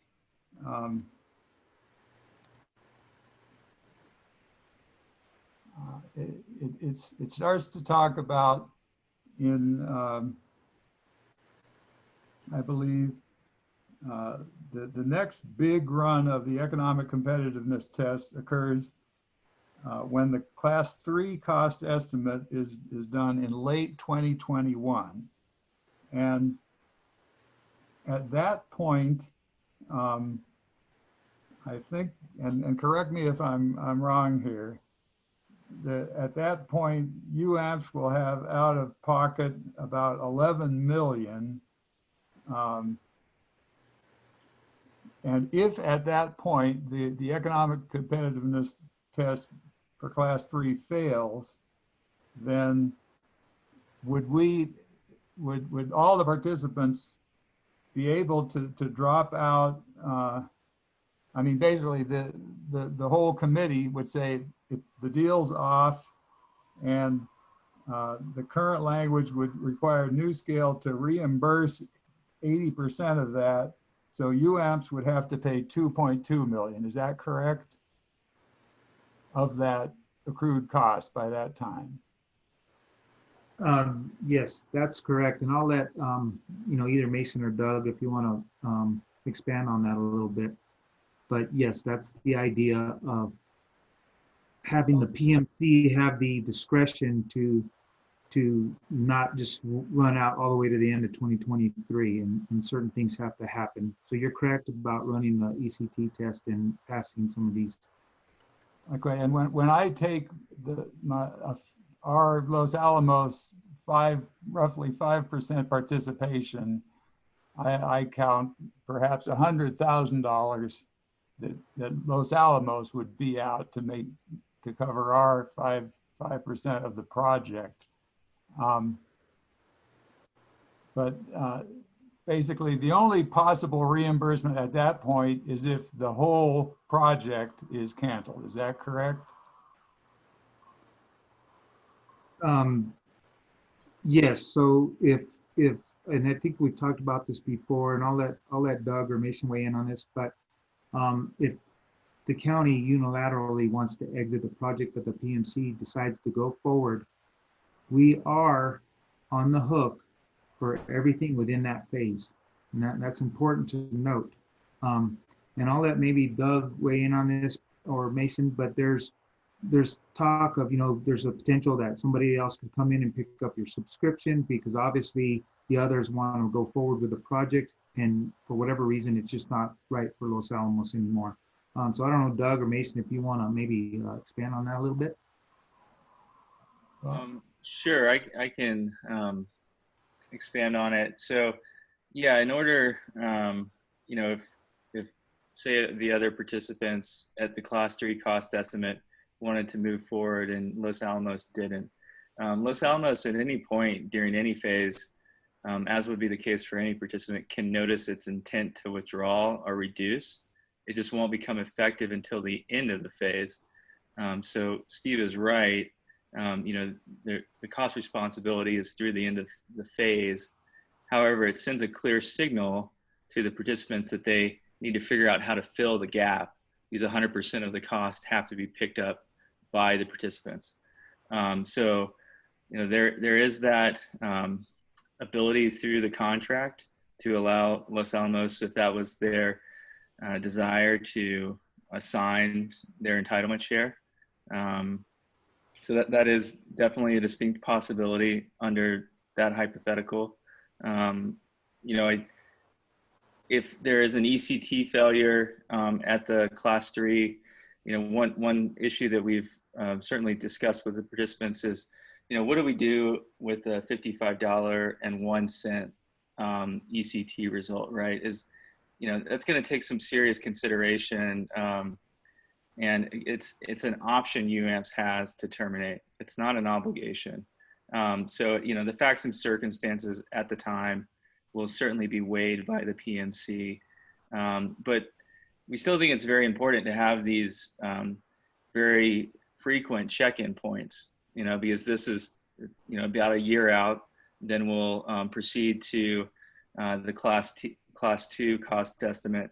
So we just want to keep going through the process of de-risking the whole thing in a very measured fashion. And, you know, it would just really be highly dependent on, you know, exactly what the LCOE result was and what the extenuating circumstances are at the time of any run. So basically, in the middle of that phase 1, there will be a class 3 cost estimate and an economic competitiveness test. At the end of that phase, there will be a class 2 cost estimate and economic competitiveness test. And at that point, we are able to look at it. And yes, we're obligated for approximately $1 million if we can't find someone else who wants to buy that piece of it from us. But our risk by going up to April 2023 is approximately $1 million. And we will see 2, hopefully refined to class 3 and class 2 cost estimates and economic competitive tests by that time. Is that correct? That's correct. Okay. I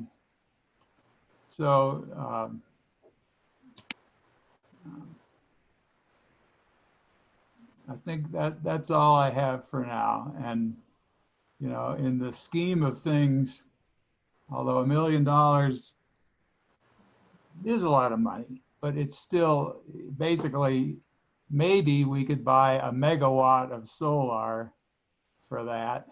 If we're looking at getting firm power for 11 or 12 megawatts for 40 years, it's a small amount, and it's risk, but that is balanced by these cost estimates and economic competitiveness tests. Now, last question, the economic competitiveness tests, are those run by UAMPS engineers and economists using input from NuScale and Fluor, or who actually does the work for those economic competitiveness tests? Madam Chair. Sure. Yeah, go ahead, Mason. I think you could answer this best. Excuse me for jumping in there. I just, okay. This is force of habit on that question in particular. So the way, the mechanics of that, we have been negotiating the inputs and the methodology for running the economic competitiveness test that it's going to run through the LCOE model with NuScale. So we have the framework for the model all built, and we'll have mutual alignment on the inputs that go in, sort of the baseline inputs. Then we'll revise the project cost estimate. That revision will be done by Fluor, and we will incorporate those inputs into that mutually agreed LCOE model, and we'll run it. And that will produce an LCOE result. I should mention when Fluor provides the revised project cost estimate, our owner's engineers will review that. We haven't talked about it this evening, but we do have 2 owner's engineers engaged in the project. I think Doug mentioned NPR. So they've been very involved with the LCOE model. They developed the risk informed model. We're also working with Burns and McDonald, and they are doing some of the more nuts and bolts engineering reviews. So they'll be intimately involved in all the underlying assumptions from the Fluor project cost estimate revision. So there will be a lot of oversight through the process, and the LCOE result will be generated, and then it will be taken back to the project management committee for their review. That's one of the key oversight roles of the project management committee. Will the entire... Does that help paint a clearer picture? It does, but will that entire document, and that's a pretty lengthy set of calculations, will that be available if Los Alamos wanted to hire our own consultants to do yet a further peer review of those documents? Is that, would that material all be available to us? My initial reaction, having not been asked the question before, is that I think there's probably a lot of commercially sensitive inputs into, it's really contained in an exhibit to the development cost reimbursement agreement between NuScale and UAMPS. And I think it would be challenging to navigate sharing it. That's my initial reaction. I mean, I think we can certainly provide more detail. I don't know, Doug, if you have any additional thoughts there. If I may.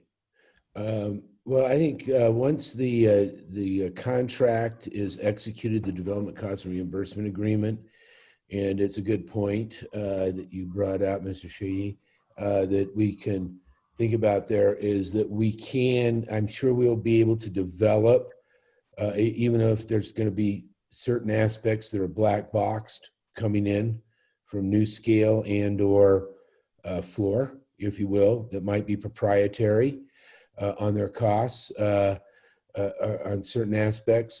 We can I'm sure we can come up with an arrangement to have transparency to the LCOE ECT run for that, because we will have a public document, if you will, with the development cost and reimbursement agreement. It'll have to go through a public process to be approved. And so I think that we'll take that into consideration. You just gave, and given the fact that I've got Fluor and NuScale on the line with me right here, I think you just gave us one more line item in the development cost and reimbursement agreement to contemplate language around so that we can get that done. You're not the first. Mason got it. I got it earlier today as well. So it's something that the participants are now asking for, and definitely that's what we want to provide is whatever the participants need and have to have, we do it. And I just finished off that if nothing else, we could sign a non-disclosure agreement with a consulting organization that you brought in. I'm sure we can work that out for their independent review if you wanted to go through that. But thank you. This is a town of engineers and physicists, some very closely involved with nuclear power. So you fully understand. People will want to see this, and I think if we see it and our consultants check it off, I think our approval can send a signal to many others that if this checks out by our standards, I think that would be important. So it will be important, and certainly non-disclosure agreements can be arranged. So I hope you will pursue that. We definitely will, sir. We definitely will. Great. All right. Thank you. Thank you, Madam Chair. And yeah, and did I have Councilor Reddy next? I apologize. That went on for a little while. I believe. Yes, I think I was next. Thank you, Madam Chair. Thank you, Mr. Cummins, and all the presenters we had tonight, all the questions. Councilor Sheehy asked some of the things I wanted to clarify. I guess I'd like to go first to the slide that shows the power graph over the next, I think, 40 years or so, or just look at that.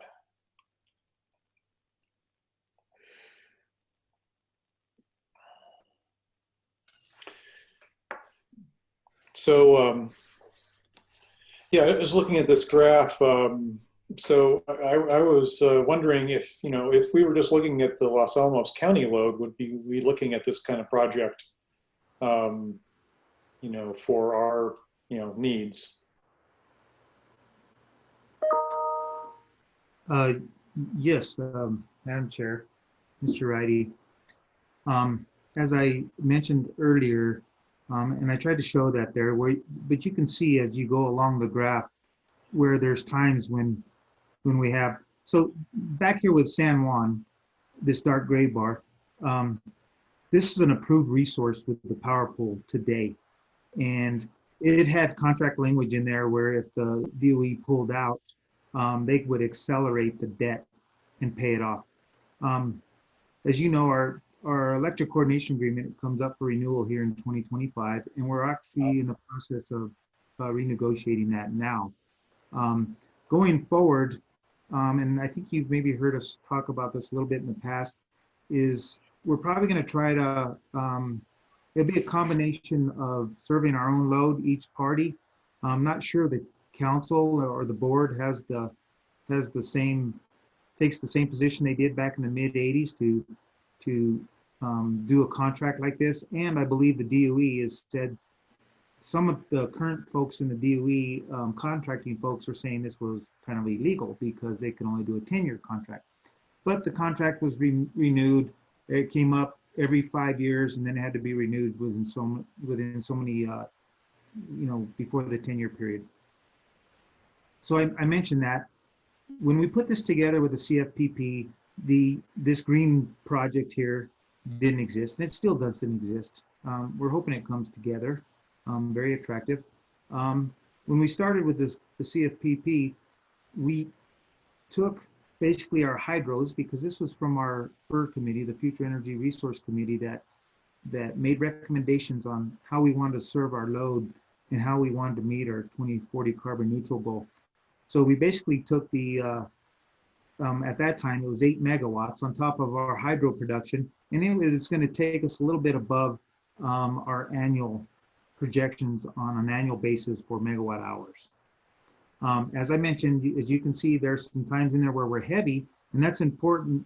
And it's something we're considering with the LANL, our partner, in a post-2025 ECA, because they would be more than happy to follow us to a 2040 carbon neutral goal, but it's not their #1 priority. They want to win big projects, high energy intensive projects, so cost will always be a factor. But they do see the writing on the wall. They don't want to be the last man standing with dirty power. So those are the kind of conversations we're having with the laboratory now. Does that help? Yeah, I think that's good. Can you go back to the same table which shows the contributions the county has made and projected to make? The table that we've had a lot of questions on so far, and you predicted that we would have.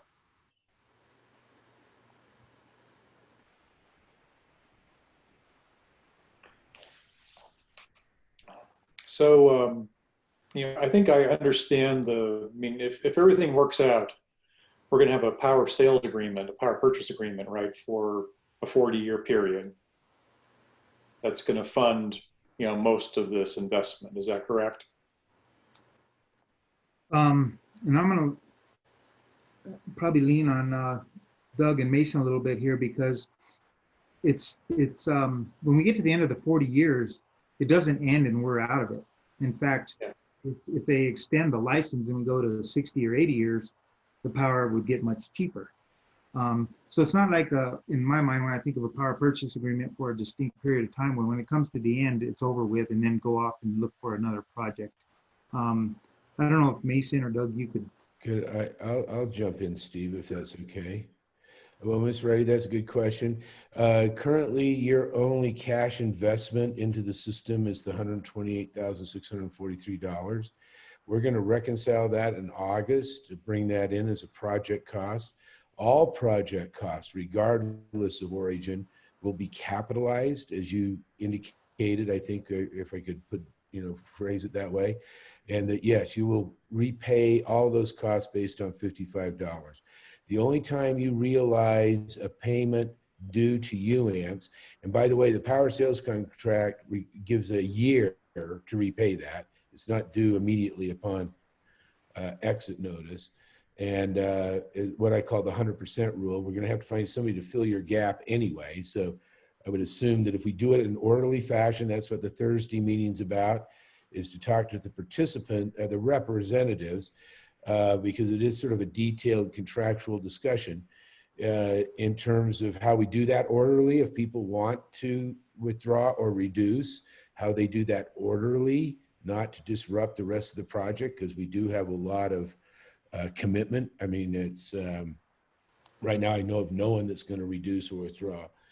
And so that would be a year. That's the only time you would receive the concept of an obligated payment.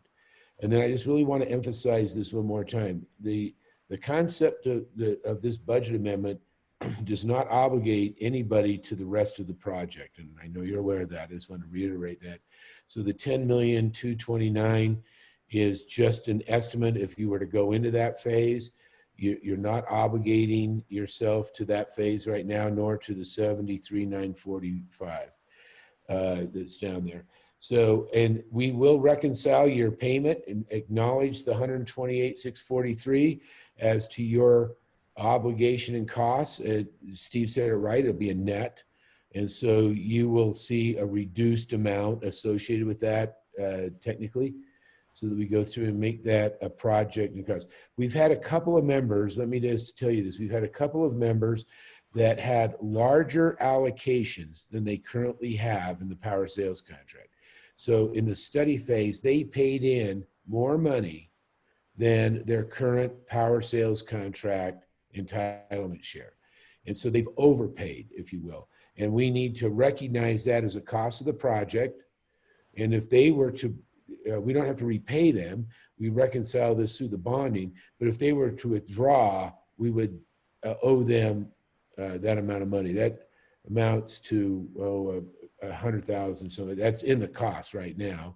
We've associated with the cost. We just want to reconcile that. So that's $55. I'll just say that way, $55 when we go commercial, over 40-year pays that. To answer Steve's other question, the license from the NRC is for 40 years, as you well know. Then there's two 20-year options. Chris could weigh in if he wants. What we've been told by NuScale is there's a 60-year engineering life on the module, each module itself. So that stands that we would probably go for a 20-year extension. The balance of plant, and Pete could weigh in on that, is basically estimated to be 100 years plus.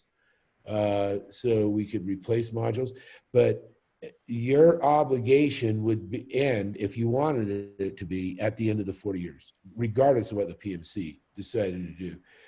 Our contract is when to the debt requirements go through, you would come through. And even if you withdrew at that time, there would be no payments due, because we would have paid off all the debt, in that 40-year period. It would just be ongoing operating costs, and there's not an obligation for ongoing operating costs, except for default, if you want. Okay, well, I think that, so I think that there's different scenarios. I think that it would be helpful maybe for communicating to everybody. So basically there's a scenario where everything's built. We have all the subscriptions, right? So we have the 720, right. It's fully pulled out and runs for 40 years. Correct. And we're obligating the community to pay this amount for the energy for that amount of time. Right. Correct. If it fails, and we just had the discussion about the particular phase, maybe the next phase, and it's up to the management committee to decide, they may say, well, let's stop. Then there's some safety net there because there's already there's the 80% contribution on the front end. So when we're looking at some of these front end costs, UAMPS does not have. So if the project doesn't go forward, at some certain points, UAMPS have certain costs, and that's actually where the Los Alamos County then would be paying our share of the UAMPS costs at those points in times. And so I think that it's not as simple to say as we just have $1 million, I don't think, because that's $1 million is what we might owe, because we just heard the calculation, it might be 5% of $2 million, which is not $1 million. So that's depends on different decisions. Yeah, you see what I'm saying? It is complicated. This is a very complicated project to try to explain, try to go through, and then try to explain to the public. And so I just think that it might be worth thinking about, and I think it's good that Mr. Shelton is thinking about how to accrue these, like on the books to the department. But I think for explaining this to the public, I think it's going to be important to understand, well, what are the actual costs, and it's a range, because it's the worst case if things don't get built, and if it's almost the time when you're ready to start building. I imagine that's the worst case for the cost, right? Because you've done number 3, which is the $10 million number for the UM share. And I guess the other thing too, so when we look at lines 3 and 4 on here, I mean, those are at the 1.6% share number, right?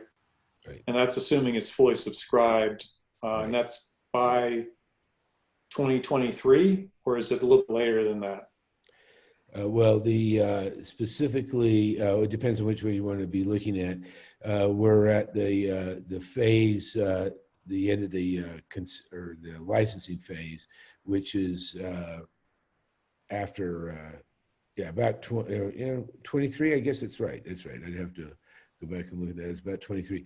But again, let me just emphasize, and I think you know this, I just wanted to make sure we're on the same page, is that the ultimate cost of Los Alamos at this level, even if there's a PMC decision to curtail the project, this would be considered a cancellation for convenience.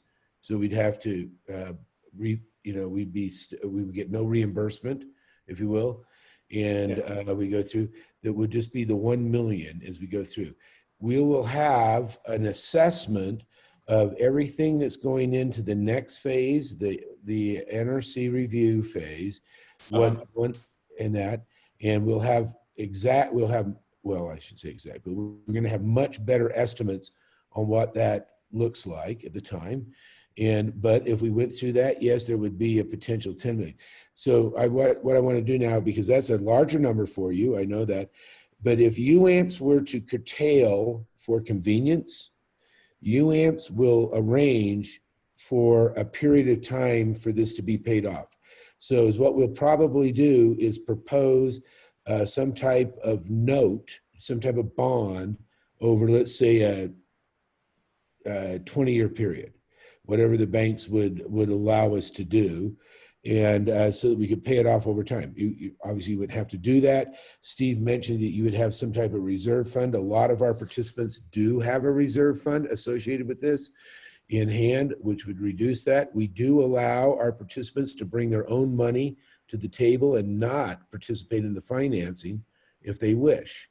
And that notice will go to you if we approve this budget and plan of finance. Well, we've approved it, but if it goes through to fruition here, when we start borrowing, that notice will go out to the participants, and they can actually reduce their costs in that commitment by prepaying it. We're not recommending that. I'll tell you why. Because I think the money could be used in your own community a lot better. And if I thought there was a lot of risk that would be expended, we wouldn't be recommending to go forward with the project. So therefore, I always people keep it for a rainy day fund, keep it for a rate stabilization fund. But it's always good to have some money set aside. So, but anyway, we would go over time. It wouldn't be due all at once. It wouldn't be a payment that would be due. The contract allows a 12-month repayment period. It doesn't limit it to 12 months. And UAMPS in the past has had some unexpected project costs on other projects that we have gone to bonding to do the exact same thing. And right now, just for anybody that's asking a question, we're anticipating we would have a tax exempt A-rated plus 100 basis points cost of capital. And the reason the 100 basis points is because we're nuclear. It's just that simple. The market, you know, sees risk with nuclear no matter who's doing it, and that's going through. We are actually estimating in this $10 million and then in the 129,931 number, we are assuming a 4.5% interest rate through that period of capitalized interest. That's included in that 129,931. Now, we could borrow at a much lower level than that right now. In fact, we're anticipating to do it. But what we've done through each phase is the 2 licensing phase, we've assumed 4.5% interest rates. And then in the final phase, the takeout, the long-term 40-year bond, we've assumed 6.1% interest rates. Now, our financial advisor thinks we're being a little too conservative there, but we can still meet 55 at that number. So I feel very comfortable. I've been in this business for 40 years. I've seen tax exempt rates approach 20% actually back in the 80s. I have to admit that, in the early 80s.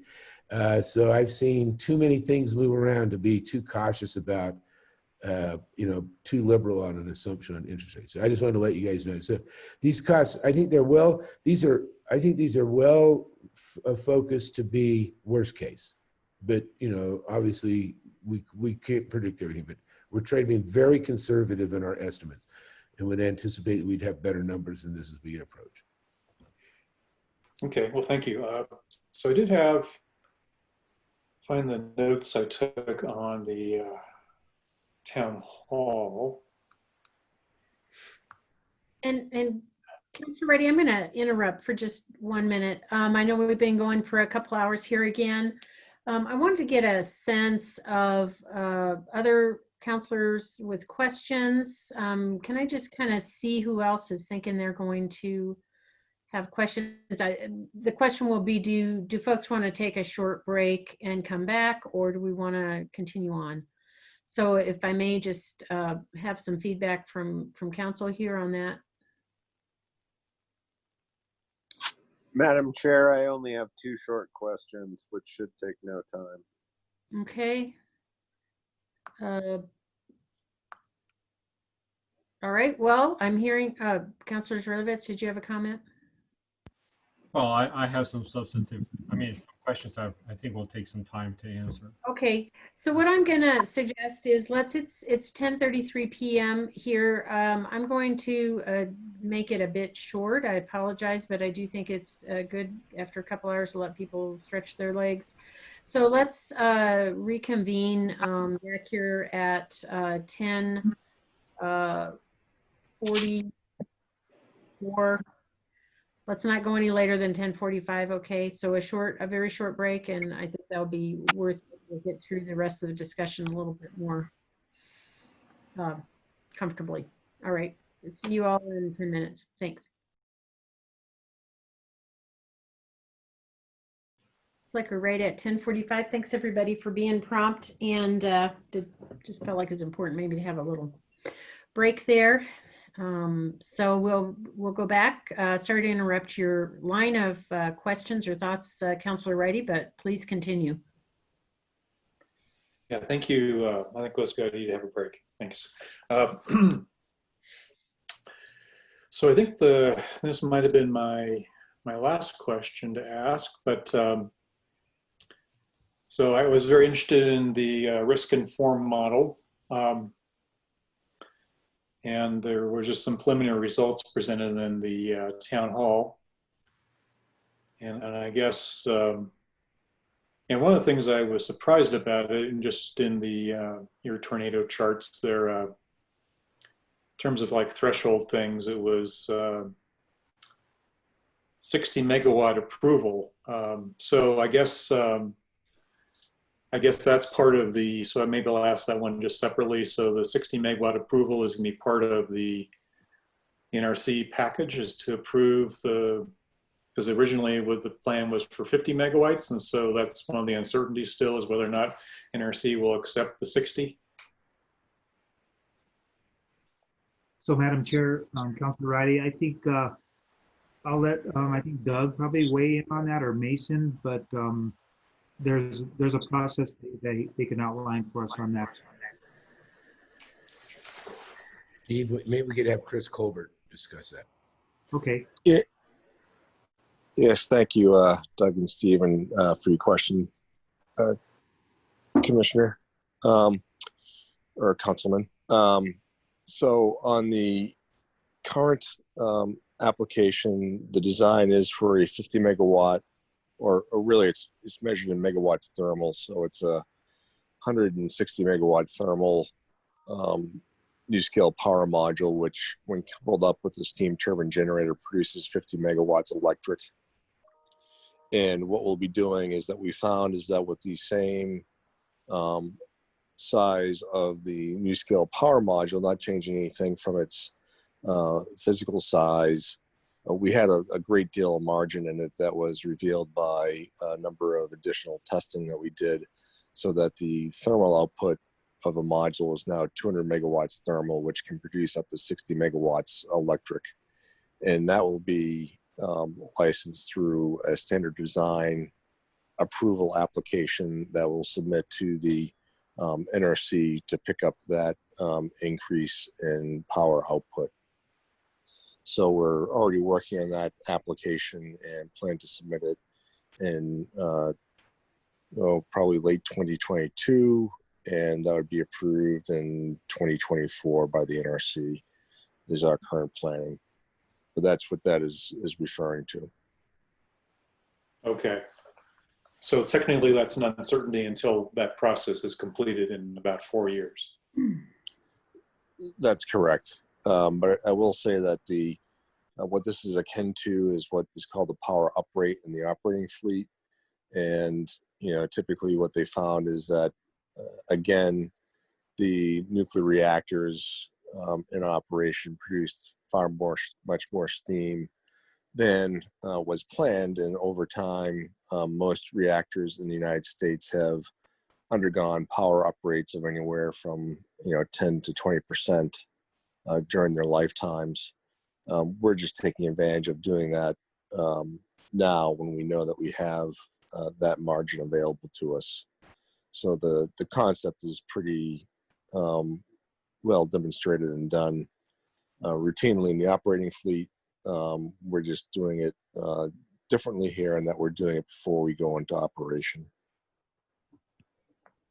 Okay.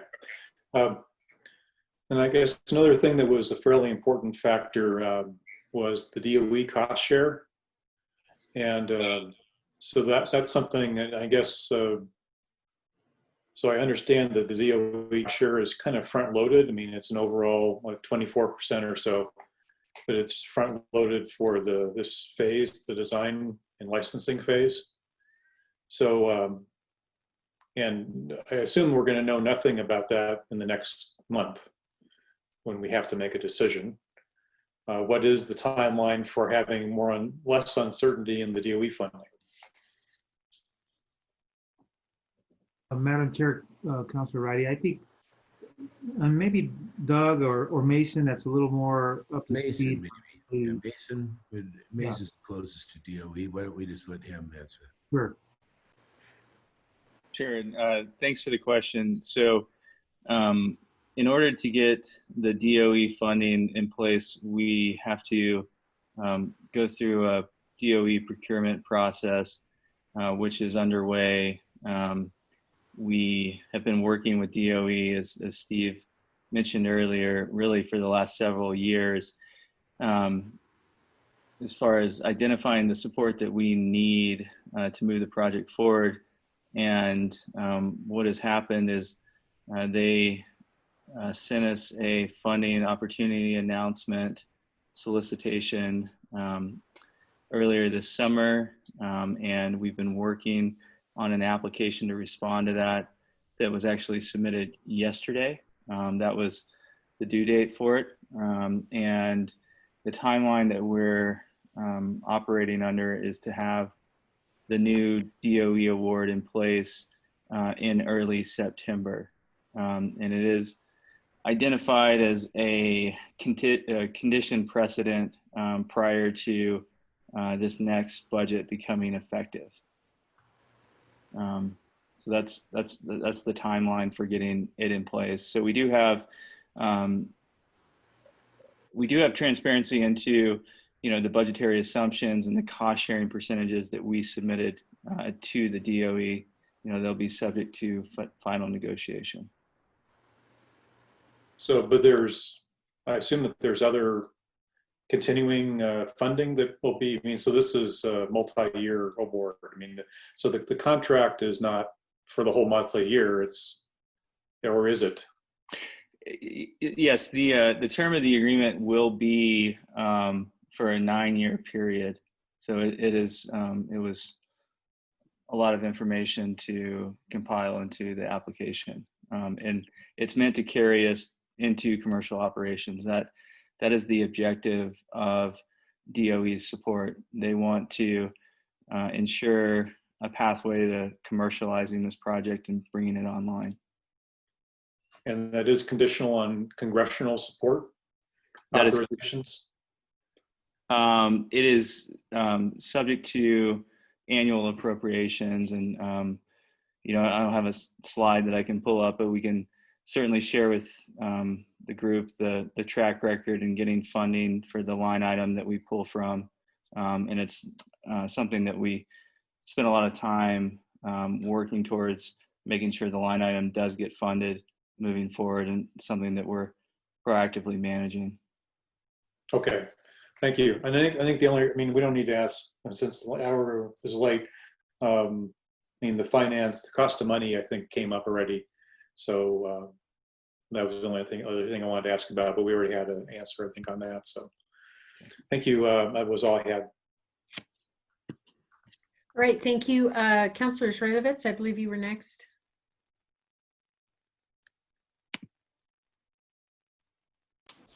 Thank you, Madam Chair. I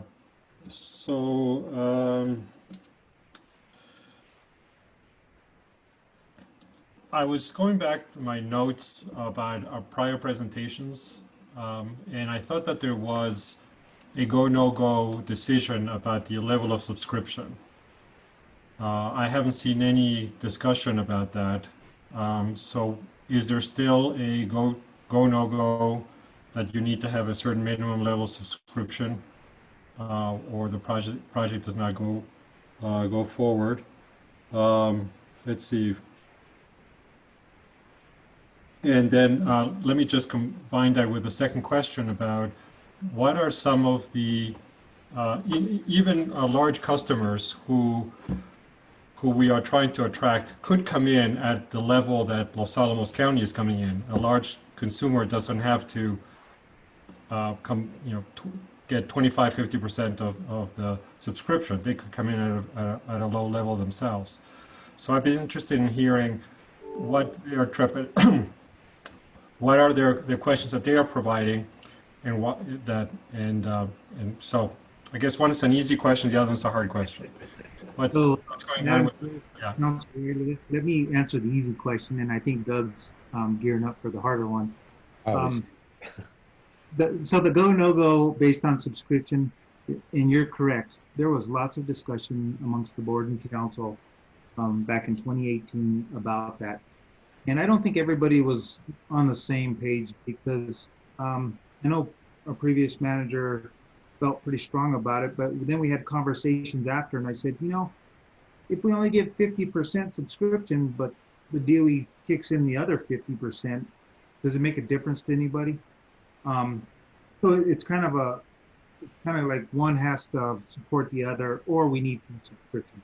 In other words, no more DOE funding. We have to have full subscription. That's the way we. Does that answer? Okay. So the point. So I didn't know that it was our condition. I thought it was a project condition that by a certain time we had to have a certain level of subscription. But if it was something internal, then I understand that maybe we, but I thought it was at the it was one of the wickets that we needed to pass, was a certain level of subscription by a certain time for the project to go forward. There's no contractual position I could, Steve, but I believe that the PMC, the Project Management Committee, will set that type of gauge on us here shortly with this out here. And that's why I was talking about the 3 tranches that we're going to go through. Like I say, Wednesday, we have a meeting with a number of prospective participants out there, and and we'll get a better gauge on where we're at. I mean, I've met with everybody. I think there's really a point that you've got to look at the cost of this. So let me just give you a simple concept. What we have to do is we have to build this balance of plant. And it does not have to be, what we have to build definitely would be the facilities associated with the reactor building. It's not a containment facility, it's where we house the modules. That has to be built to handle 12. We can't build it for 6, we can't build it for 8. It's the way the license goes. It has to be built for 12. And then there will be associated facilities along with that. The rad waste building, if you will, the dry cast storage areas, a couple other things. There's some detail to be lost in that. The rest of the balance of the plant, the generators, remember, right, these are 12 independently operated generators off of these nuclear power modules out there. We could build only 6, one side of that rest of the balance of plant, and leave the other as a marginal capital cost for later come there. I would tell you, I haven't run the numbers on that, but it's going to be above $55. I know that. It just, intuitively, that we go through to limit that. The other thing that we've done here to eliminate cost, which I don't think is fully vetted into the model yet, is we've made a preliminary decision to move to air condensers or dry cooling and not use. I apologize to interrupt you, but I'm not sure that we're going in a direction that I wanted to answer as to what your large customers that you are approaching, they're looking for additional de-risking. Right. Right. I'd like to know what is their major risk if you're I'm sorry. I can answer that very concisely. That is a red flag to me that someone with deeper pockets is not willing to come in even at the level that a player like us, who is a smaller player, is considering coming in at. Right, I'm sorry, I'll answer that very concisely. We have asked everybody to wait on these new participants. We'd have this whole package together. Now that's the de-risking that we need to see. They can see the whole transparency of the project. All the agreements are in place. Everything's moving forward, and so that should be the trigger to get the additional participants in. Okay, so they're willing to be in a later tranche that maybe will be at a higher cost.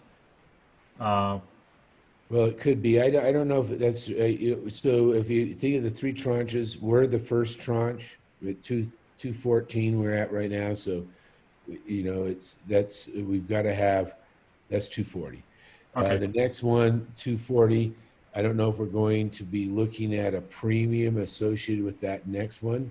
I mean, I think what we're looking at is a discount for the first tranche, and then, an average cost for the second tranche, if you will, because we've de-risked the project for them. There's no reason to give them anything. We get that pretty easy. And then the third tranche of the 240 would conceptually be at a higher cost associated for those that come through. And so I apologize. I think if we get 2/3 of the project subscribed, I think we're in good territory to continue to move forward in the power markets. We have to gauge other things, obviously, but that's what we do. And I do believe we have that. So to give you a feel for this, we have an Arizona potential customer that wants at least 60 megawatts. They would take more. They take 100. We're limited on transmission to 60 megawatts. And so that's all they can take out of an Idaho project. We've got in the Northwest, though, the Bonneville Power Administration will move our entire plant, basically, that's left, the 400 megawatts, it's on an exchange agreement with us. We talked about this with Mr. Tobin earlier, but there's not transmission for Bonneville Power Administration to a lot of the east side customers. And so this project would serve those loads for Bonneville Power, and then they would return that power to us at a dam called McNary on the Columbia. And that would have access to those, what we call the west side customers for BPA. That's like Snohomish, if you're familiar, around the Seattle Puget Sound area, Chelan, Tacoma. Tacoma's actually put this into their IRP now. I mean, they're going through the due diligence of putting this in their IRP to go through there. As you know, Washington has 100% clean and non-carbon mandate by 2030. This is it's a short period of time for them to get to that. We are also talking to a number of customers in Oregon. That's fine. I appreciate that you're doing your best to try to get additional subscription. My second question is the congressional appropriations. So it is a continuing resolution. Does that come into that, or is this a line item that would be preserved in the current budgetary situation? Because that's an easy question, right? I'll let Mason respond. Is that a risk? A continuing resolution, would that impact the ability of DOE to fund this project? So there's an existing line item that we're pulling from, and if there was a continuing resolution, it would go back probably to the prior year's appropriation, FY20 appropriations. So we have been accounting for that scenario in our planning assumptions to understand if we're in a continuing resolution, what the duration of the continuing resolution is. It a 6-month? So are we spending half of FY21 government year under a continuing resolution? We were very much keyed in on that and working with DOE to understand how that will affect their ability to allocate funds to the new award, and we're planning for it for sure. And we're doing a lot of activity to minimize the impact, but it's something we're very vigilant on. I don't know if Chris has anything he'd like to add. UAMPS and NuScale draw from the same line item, so we've got a very coordinated lobbying approach there. Okay, that's fine. I think you gave me it's an existing line item, and you expect that would not be an issue. My next question is to Steve Cummings. So remind me, the $1 million or $10 million, if we back out, would that be reflected in rates, in electric? Would be advertised in some way, and the financing of backing out, is that already folded into possible rates, or is that something that would require a rate increase? Madam Chair, Mr. Railovitz, we'll have to work with Bob Westervelt on that, and as Philo mentioned, we'd start setting some money aside. Relatively speaking, based on our annual budget, I would for sure the $1 million won't affect the rates. $10 million, I think that would require some planning before we get to that point, because if we started early, and depending on our reserve that we're targeting and things like that, and some of our capital spend, I think we could probably absorb it, but I think that would take more review. Yeah, okay. So it's been mentioned several times that you've extended the project since the expected commercial operations by a couple of years. I think it's 2030 now, maybe it was 2027, something like that. So you're expanding and you expect that to reduce your risk.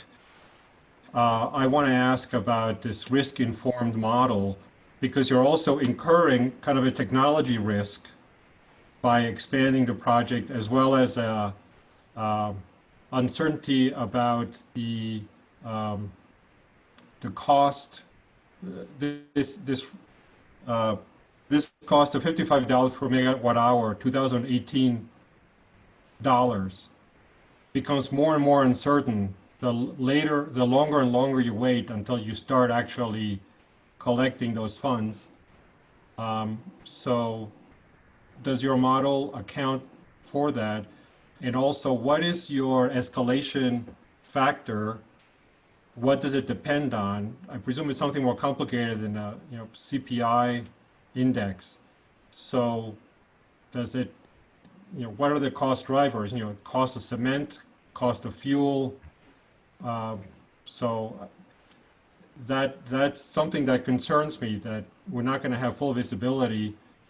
And in 2030, they'll say, well, it is $55 in 2018, but it's actually $70 in 2030. And we're like, whoa, where did that number come from? So well, that's exactly right. It is about $70 and $29. I think it's that. But that's obviously that's just a calculation based on inflation that we build into the project going through.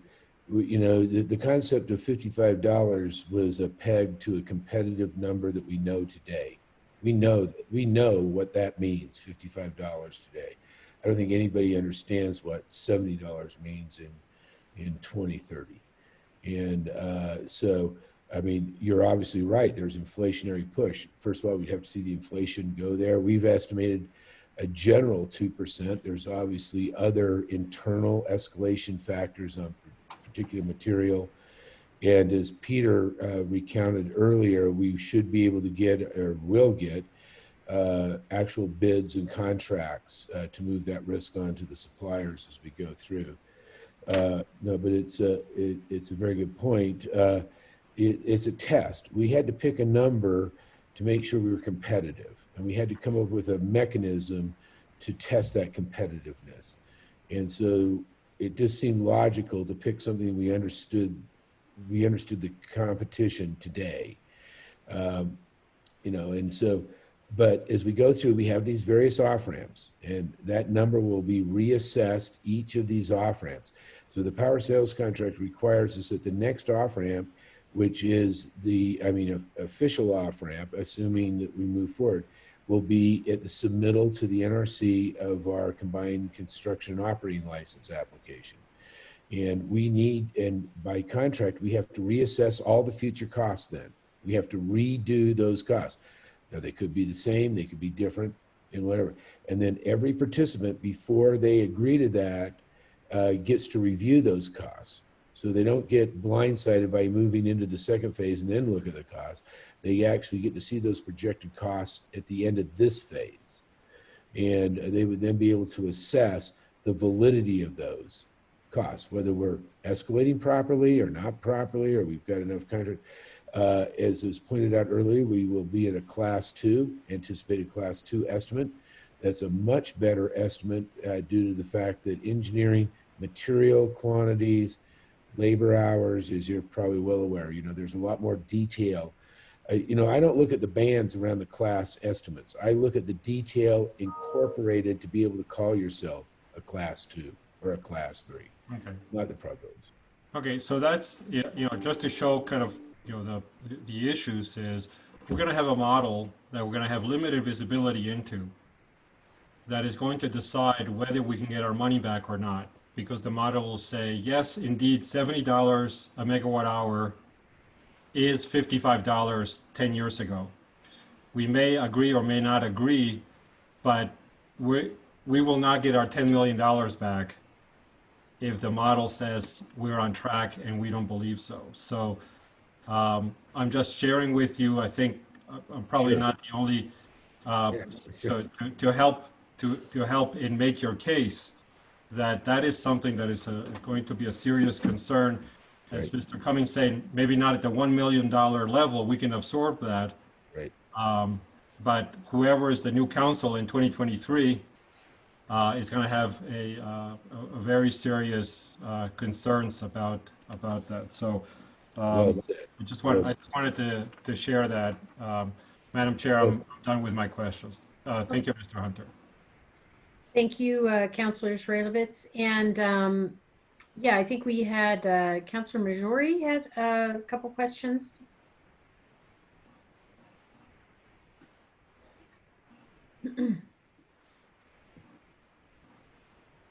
Councilor Majori? Sure. Yeah, thank you. Steve, I'm sorry to make you go all the way back to the beginning. Can you go back to that comparing cost of resources slide in your presentation?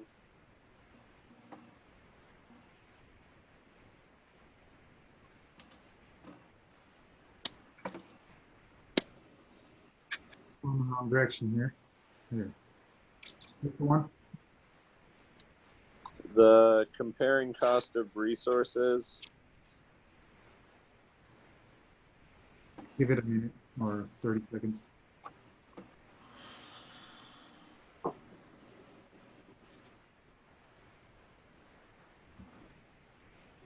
Is it showing up yet? Yeah. Okay, so this, I had questions about this. So why are Abiquiu and Elvado listed as the most expensive energy producers? So yes, that's as I mentioned previously, that's data, actual data from 2000 through 2018 that Jordan assembled for us. And as you recall, we were paying the debt service through 2015.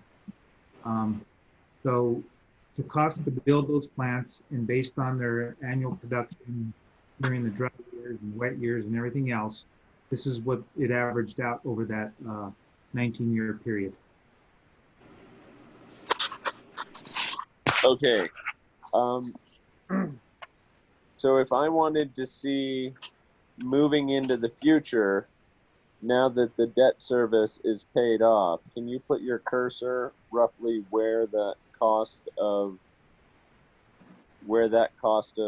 resources actually is? So, and Jordan, if you're still online, I'll have him correct me on this because he's in these numbers every day, but I want to say the hydros are less than $30 currently with the debt service paid off. There was some additional debt, as you recall, maybe on Elvado with the generator rewind. Jordan, are you still on the call? Yes, sir. You're absolutely correct. We're looking right now, current cost about $22 to $25 for the hydros. Okay. All right. Excellent. Thank you. So my next question concerns subscriptions, and I know we've been talking, it's late at night and I'm forgetting the fancy risk mitigation term or whatever that is, risk downsizing or risk averting. And, when we first started looking at this project, and for as long as I've been on council, there's been a goal to see an increasing amount of energy subscription to this project. And I continue to have concerns because we hear constant promises of interest and future subscriptions, but our subscription rate, the total number of subscriptions has dropped from the last time these people were before us.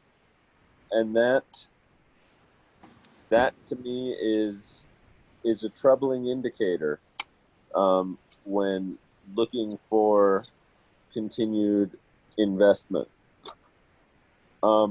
My other question, and some of this has already been addressed, is in regards to the stability of financial commitments from DOE that a lot of these plans are based on. And I understand that this is based on a line item, but I've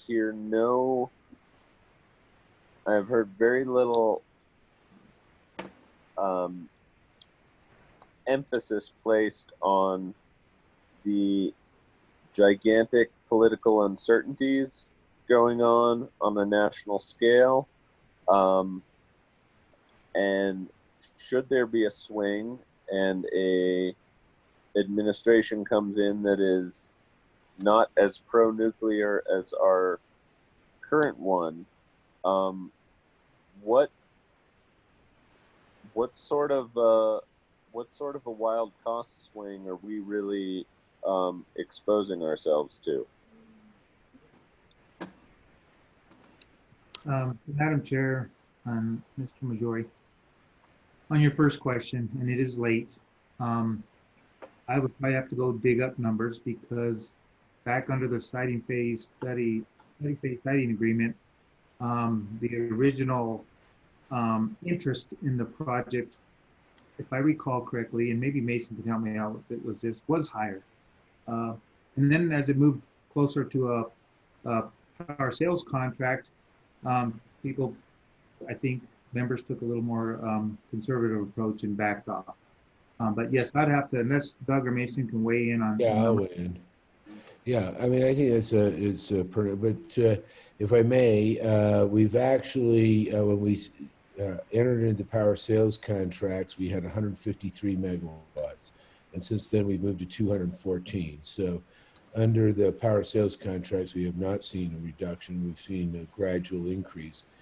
A number of those have been for nominal amounts while they're watching the risk process, de-risk process go through. And that, so I don't believe it's correct to think that we've lost anybody yet. We've actually gone through one off ramp and didn't lose anybody or any entitlement shares at all. So I'm not sure if there was something you had specifically in mind, Mr. McGrory. I would.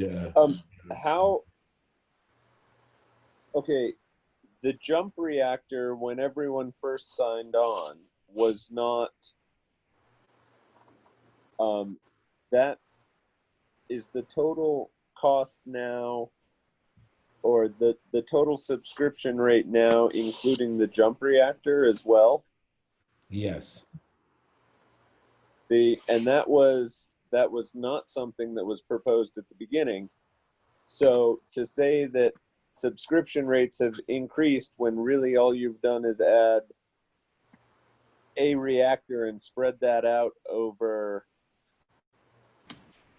the participants, that's a little disingenuous in my mind, isn't it? Well, I apologize. I'm not sure I understand that. It seems to me it is an increase of 60 megawatts if you didn't have subscribed before. I apologize if I'm not following your question properly. Yes, but it's not actually a 60 megawatt increase in subscriptions. It is the DOE. It is the DOE subsidizing a 60 megawatt thing, and it's being spread once the DOE gets their use of life over the other people. It's not exactly fair to classify it as if we had 154 and now we're at 214 and the jump reactor is 60. That's the only difference I'm seeing. And that to me is not, that's not actually an increase in subscription. Am I wrong? Well, if I may, so in order for us to, if I can just digress quickly, the JUMP program required somebody to own the 60 megawatts that would be leased to the Department of Energy. And we did not have anybody that took that ownership. And so the JUMP program was not doable until we got that subscription level. And so in the concept of JUMP, the proposal came to the participants first time for the first right of refusal. If they wanted to subscribe for that 60, if not, we would take that to the outside market and subscribe it to them. And the concept at the time was there would be no debt service associated with JUMP, since the DOE was going to at least, it was going to pay for the costs and have at least a minimum 15-year term on O&M costs. So people were subscribing for capacity that would be basically 15 years in the future at the time. So the participants saw value in that future capacity option, and they increased their entitlement shares pro rata. There's some took a little more, some took a little less, but for the average, they took it pro rata, and thus the entitlement shares went from 153 to the 213. And then, we've had a couple of other add-ons that have come on that are not involved in jump. So I'm not sure, to me, it was a mathematical, factual increase in subscription. So. And Doug, if I could add to that I think might help is, maybe I wasn't very clear about this earlier, Councilor Majority, but and I think I put it in the staff report, that the DOE decided not to pursue the jump and go with this multi-year award. So it's no longer going to use it for the first 15 years. It's ours on day one in 2030. Yeah, and an important aspect of that is that the resolution that allowed jump to come through allowed the participants to reduce that at any time they want. So that's what Steve said this right at the very beginning of his presentation, that would be the first reduction associated with it. We are discussing a discount associated with that. I presented a concept that I'm going to present on Thursday that it'd be the first tranche. If you looked at your jump module at $39 and you looked at your other 8 megawatts at $55, it comes out about $50 average. And I think that's where we're leaning as staff, is to provide the first tranche at $50. So that means the last tranche of 240 would have to be at $60 to make up that difference. So, but that's the PMC's decision. It's just many. But jump is no longer available. It could just be dropped immediately. You'd be right back at 153. If that, that's, or whatever the number would be. I'd have to look at the exact, because not everybody's in the jump. Not all the participants are in the jump proposal. Really good. So, Mr. Hunter, I think the other part of the question, just to finish this up, is was the change of administration. Oh, yes. I'm sorry. I missed that. I'm sorry. Yeah. Really quickly, we have Chris has been close to the governmental stuff. So is Mason. We have people out there. We have actually, if you look at the Biden plan out there, we're in it. We have very good bipartisan support across the aisles on everything that's going through in terms of this process. We don't see at this point in time, but I let other people chime in. Mason, Chris, we don't see a change. We started in the Obama administration. We've come through the Trump administration. Maybe the Trump administration goes on, maybe it doesn't, but we've been actually, we'd be foolish to think it would be any other. If it's not Trump, it's got to be Biden. I think that's a fair assessment. And so we have looked at what that would look like here. And I can personally say I'm not concerned about a Biden administration not supporting this project or the Congress, even with a shift in the Senate coming across, looking at the various Democrats that would be coming up in the, it's sort of a crapshoot if you think it's 5 or more or whatever, but we've been very on top of that. I don't think. Chris, Mason, would you like to comment on that? So this is Chris Colbert. Just to reiterate what Doug said, the funding for NuScale started under the Obama administration, and that had both the House and Senate in Republican control.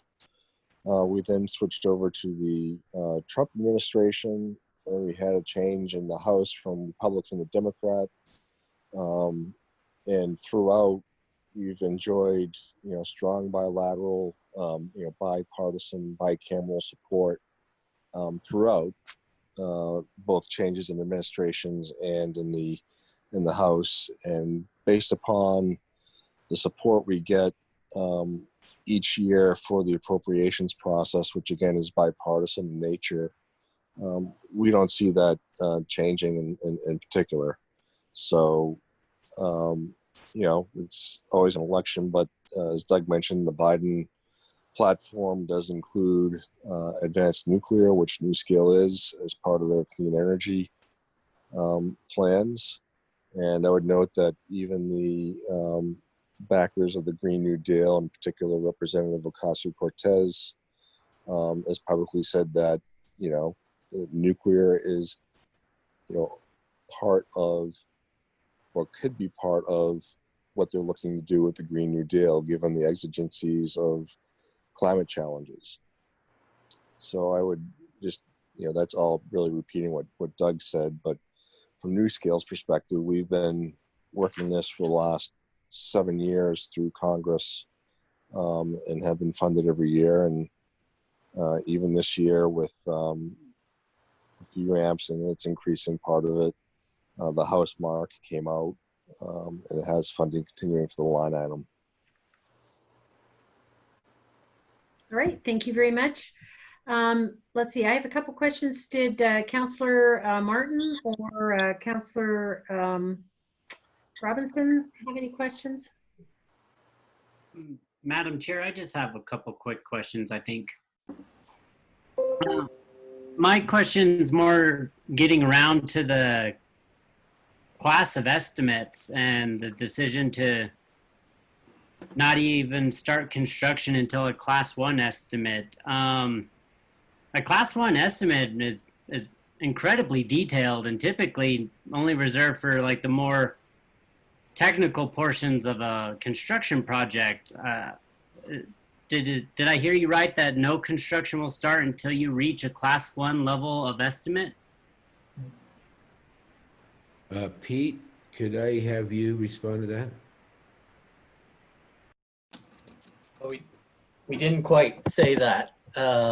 We are going to proceed to a class 1 before the final notice to proceed and we get to the field and the combined operating license is approved. However, there are some early construction activities, so some site prep could occur at risk. You know, roads to the site, temporary trailers, temporary power, those sort of things. But heavy concrete, safety-related concrete, no, that will wait until after class 1 estimate and the combined operating license.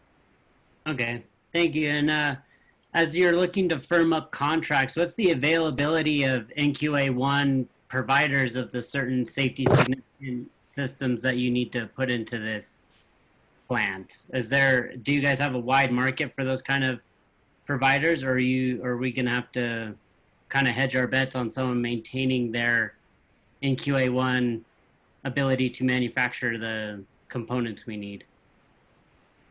So there are some challenges, but they're not insurmountable. The other thing you can always do is Fluor is NQA1 certified along with ASME certs. They can work under your QA program. So it'll be a mix between them working under their NQA1 or agreeing to work under Fluor's NQA1 program. Okay. We don't see that as a big problem.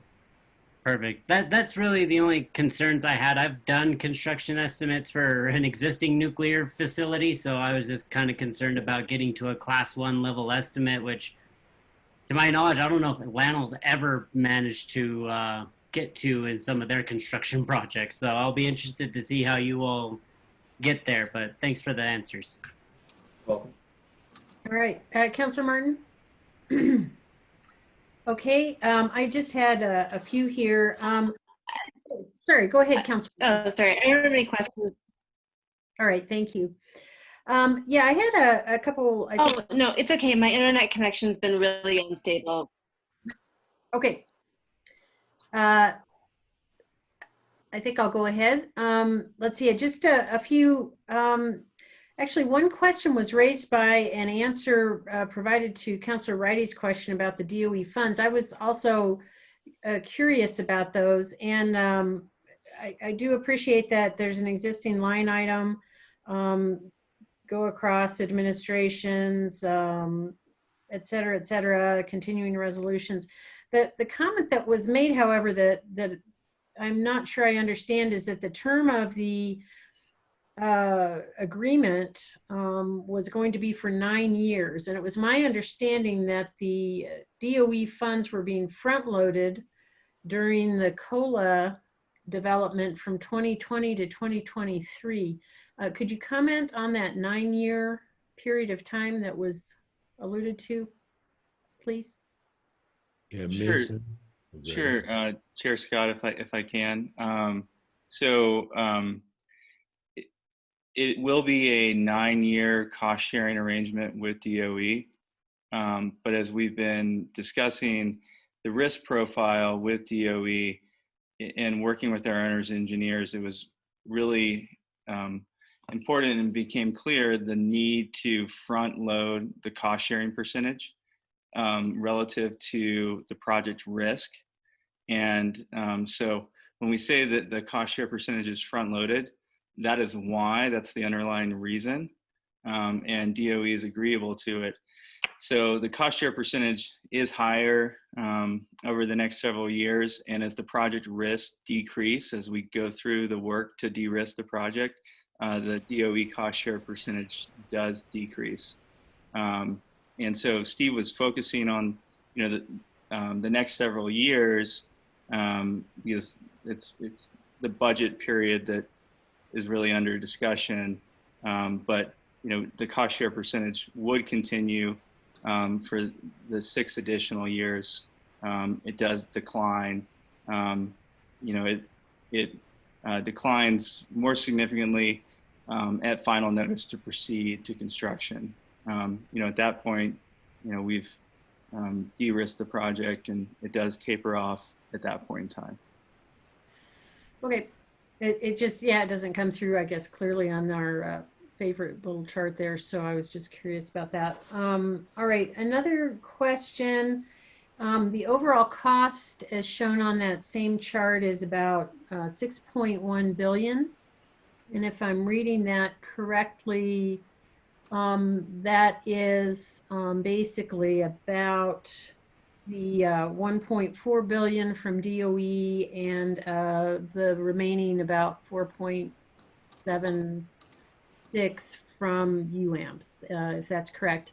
And I just, the question I have is this, what is actually the total cost of the project? Because clearly there are other investments going into this, and do we have an estimate for that or the number for that?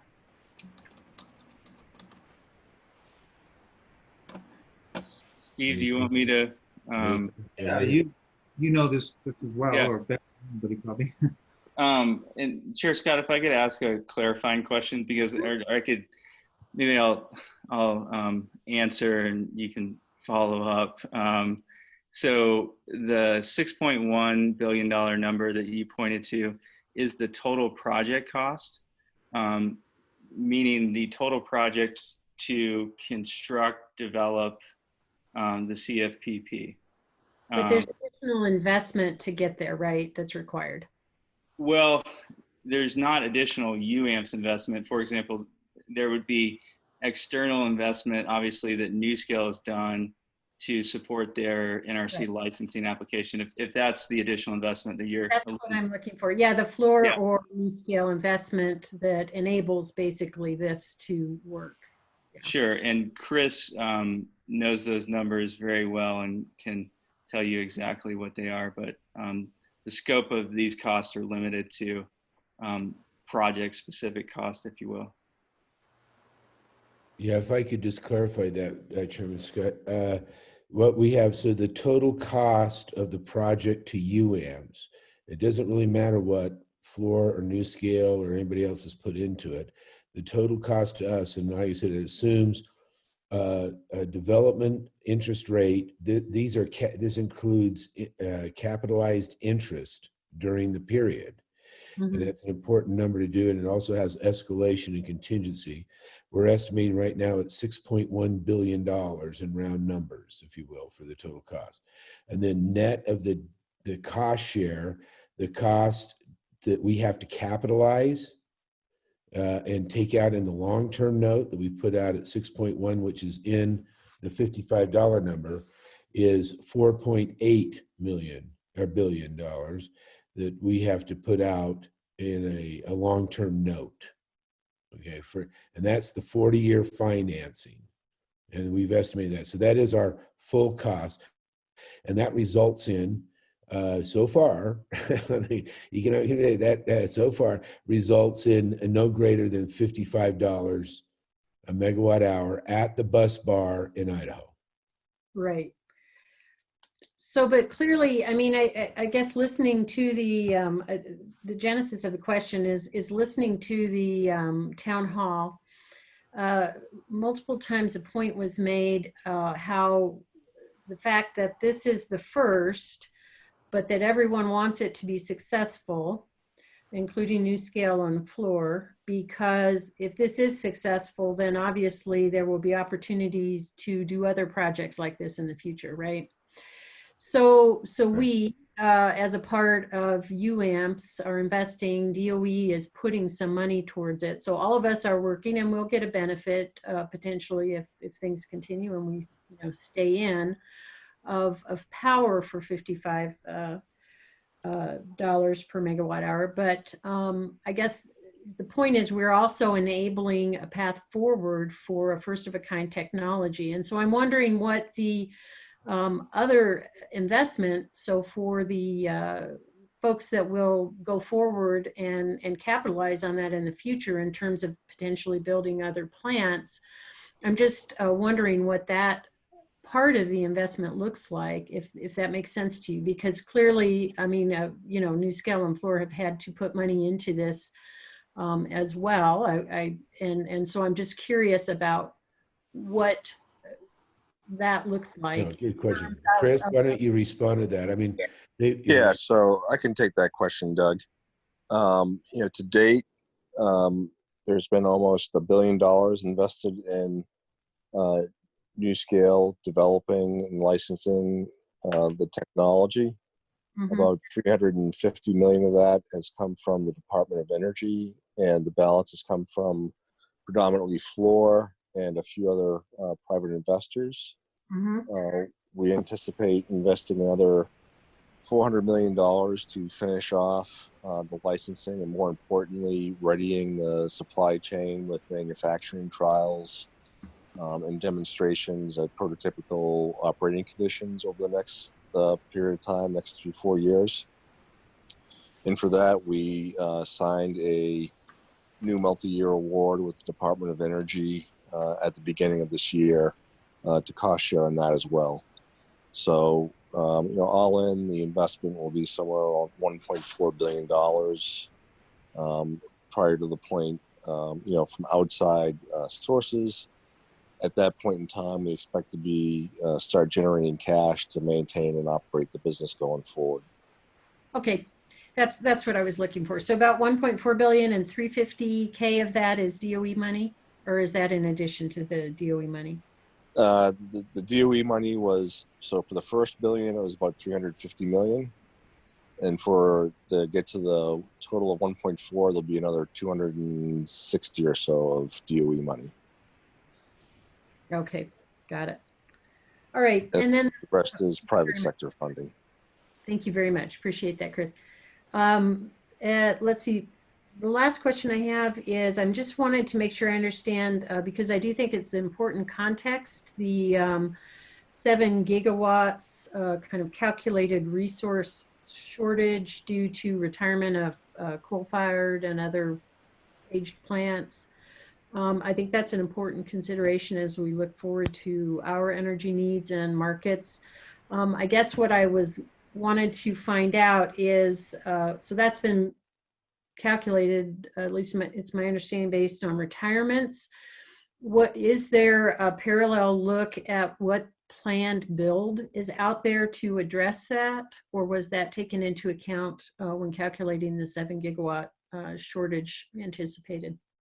Right, we can send you the studies, and I'll get those to Steve. We've got a number of these out there, and they do have various anticipated constructions. Mainly it's renewable to be honest with you. That's the vast majority of it.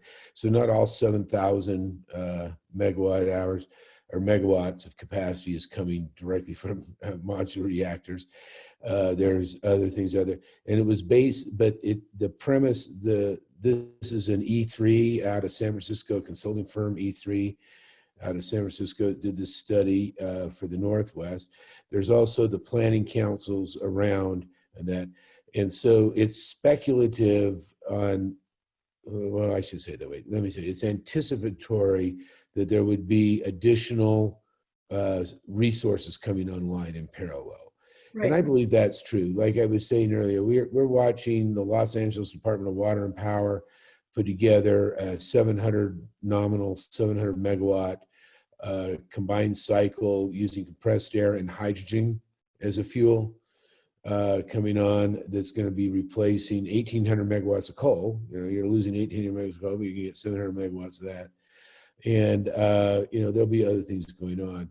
So that's one of the problems. If you're watching the WECC, you were not seeing planned capacity. It's a big concern. That's my question, is how short are we of that 7 gigawatts? Right now, we're very short of that. We're like it. I mean, and you know, I mean, it's not a good sign. But you know, the thing is, I said, I'll just harken back on my experience in the industry. When the need comes, people will pay for it because the market price will go very, very high, and that will drive investment in there. What we want to do is be ahead of the game on this, you know, and make sure we've got some planned capacity. I'm not going to be a pessimist. I'm sure this will happen. It'll come together.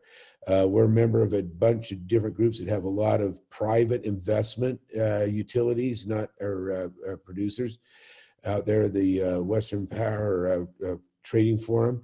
And so we keep our ear on the rail on that, if you will. But right now, the price of natural gas does not incentivize anybody to do anything except burn natural gas on a burner tip that you can find today, right? I mean, very hard to get people interested in doing anything. That's a subscription problem as well. So, no, but it's a mix, and we'll send the study to Steve, and then you can see exactly how they mix it together. It's a really nice, complete study, and there's others if you'd like that have differing projections, but that one seemed to me the most rational look forward.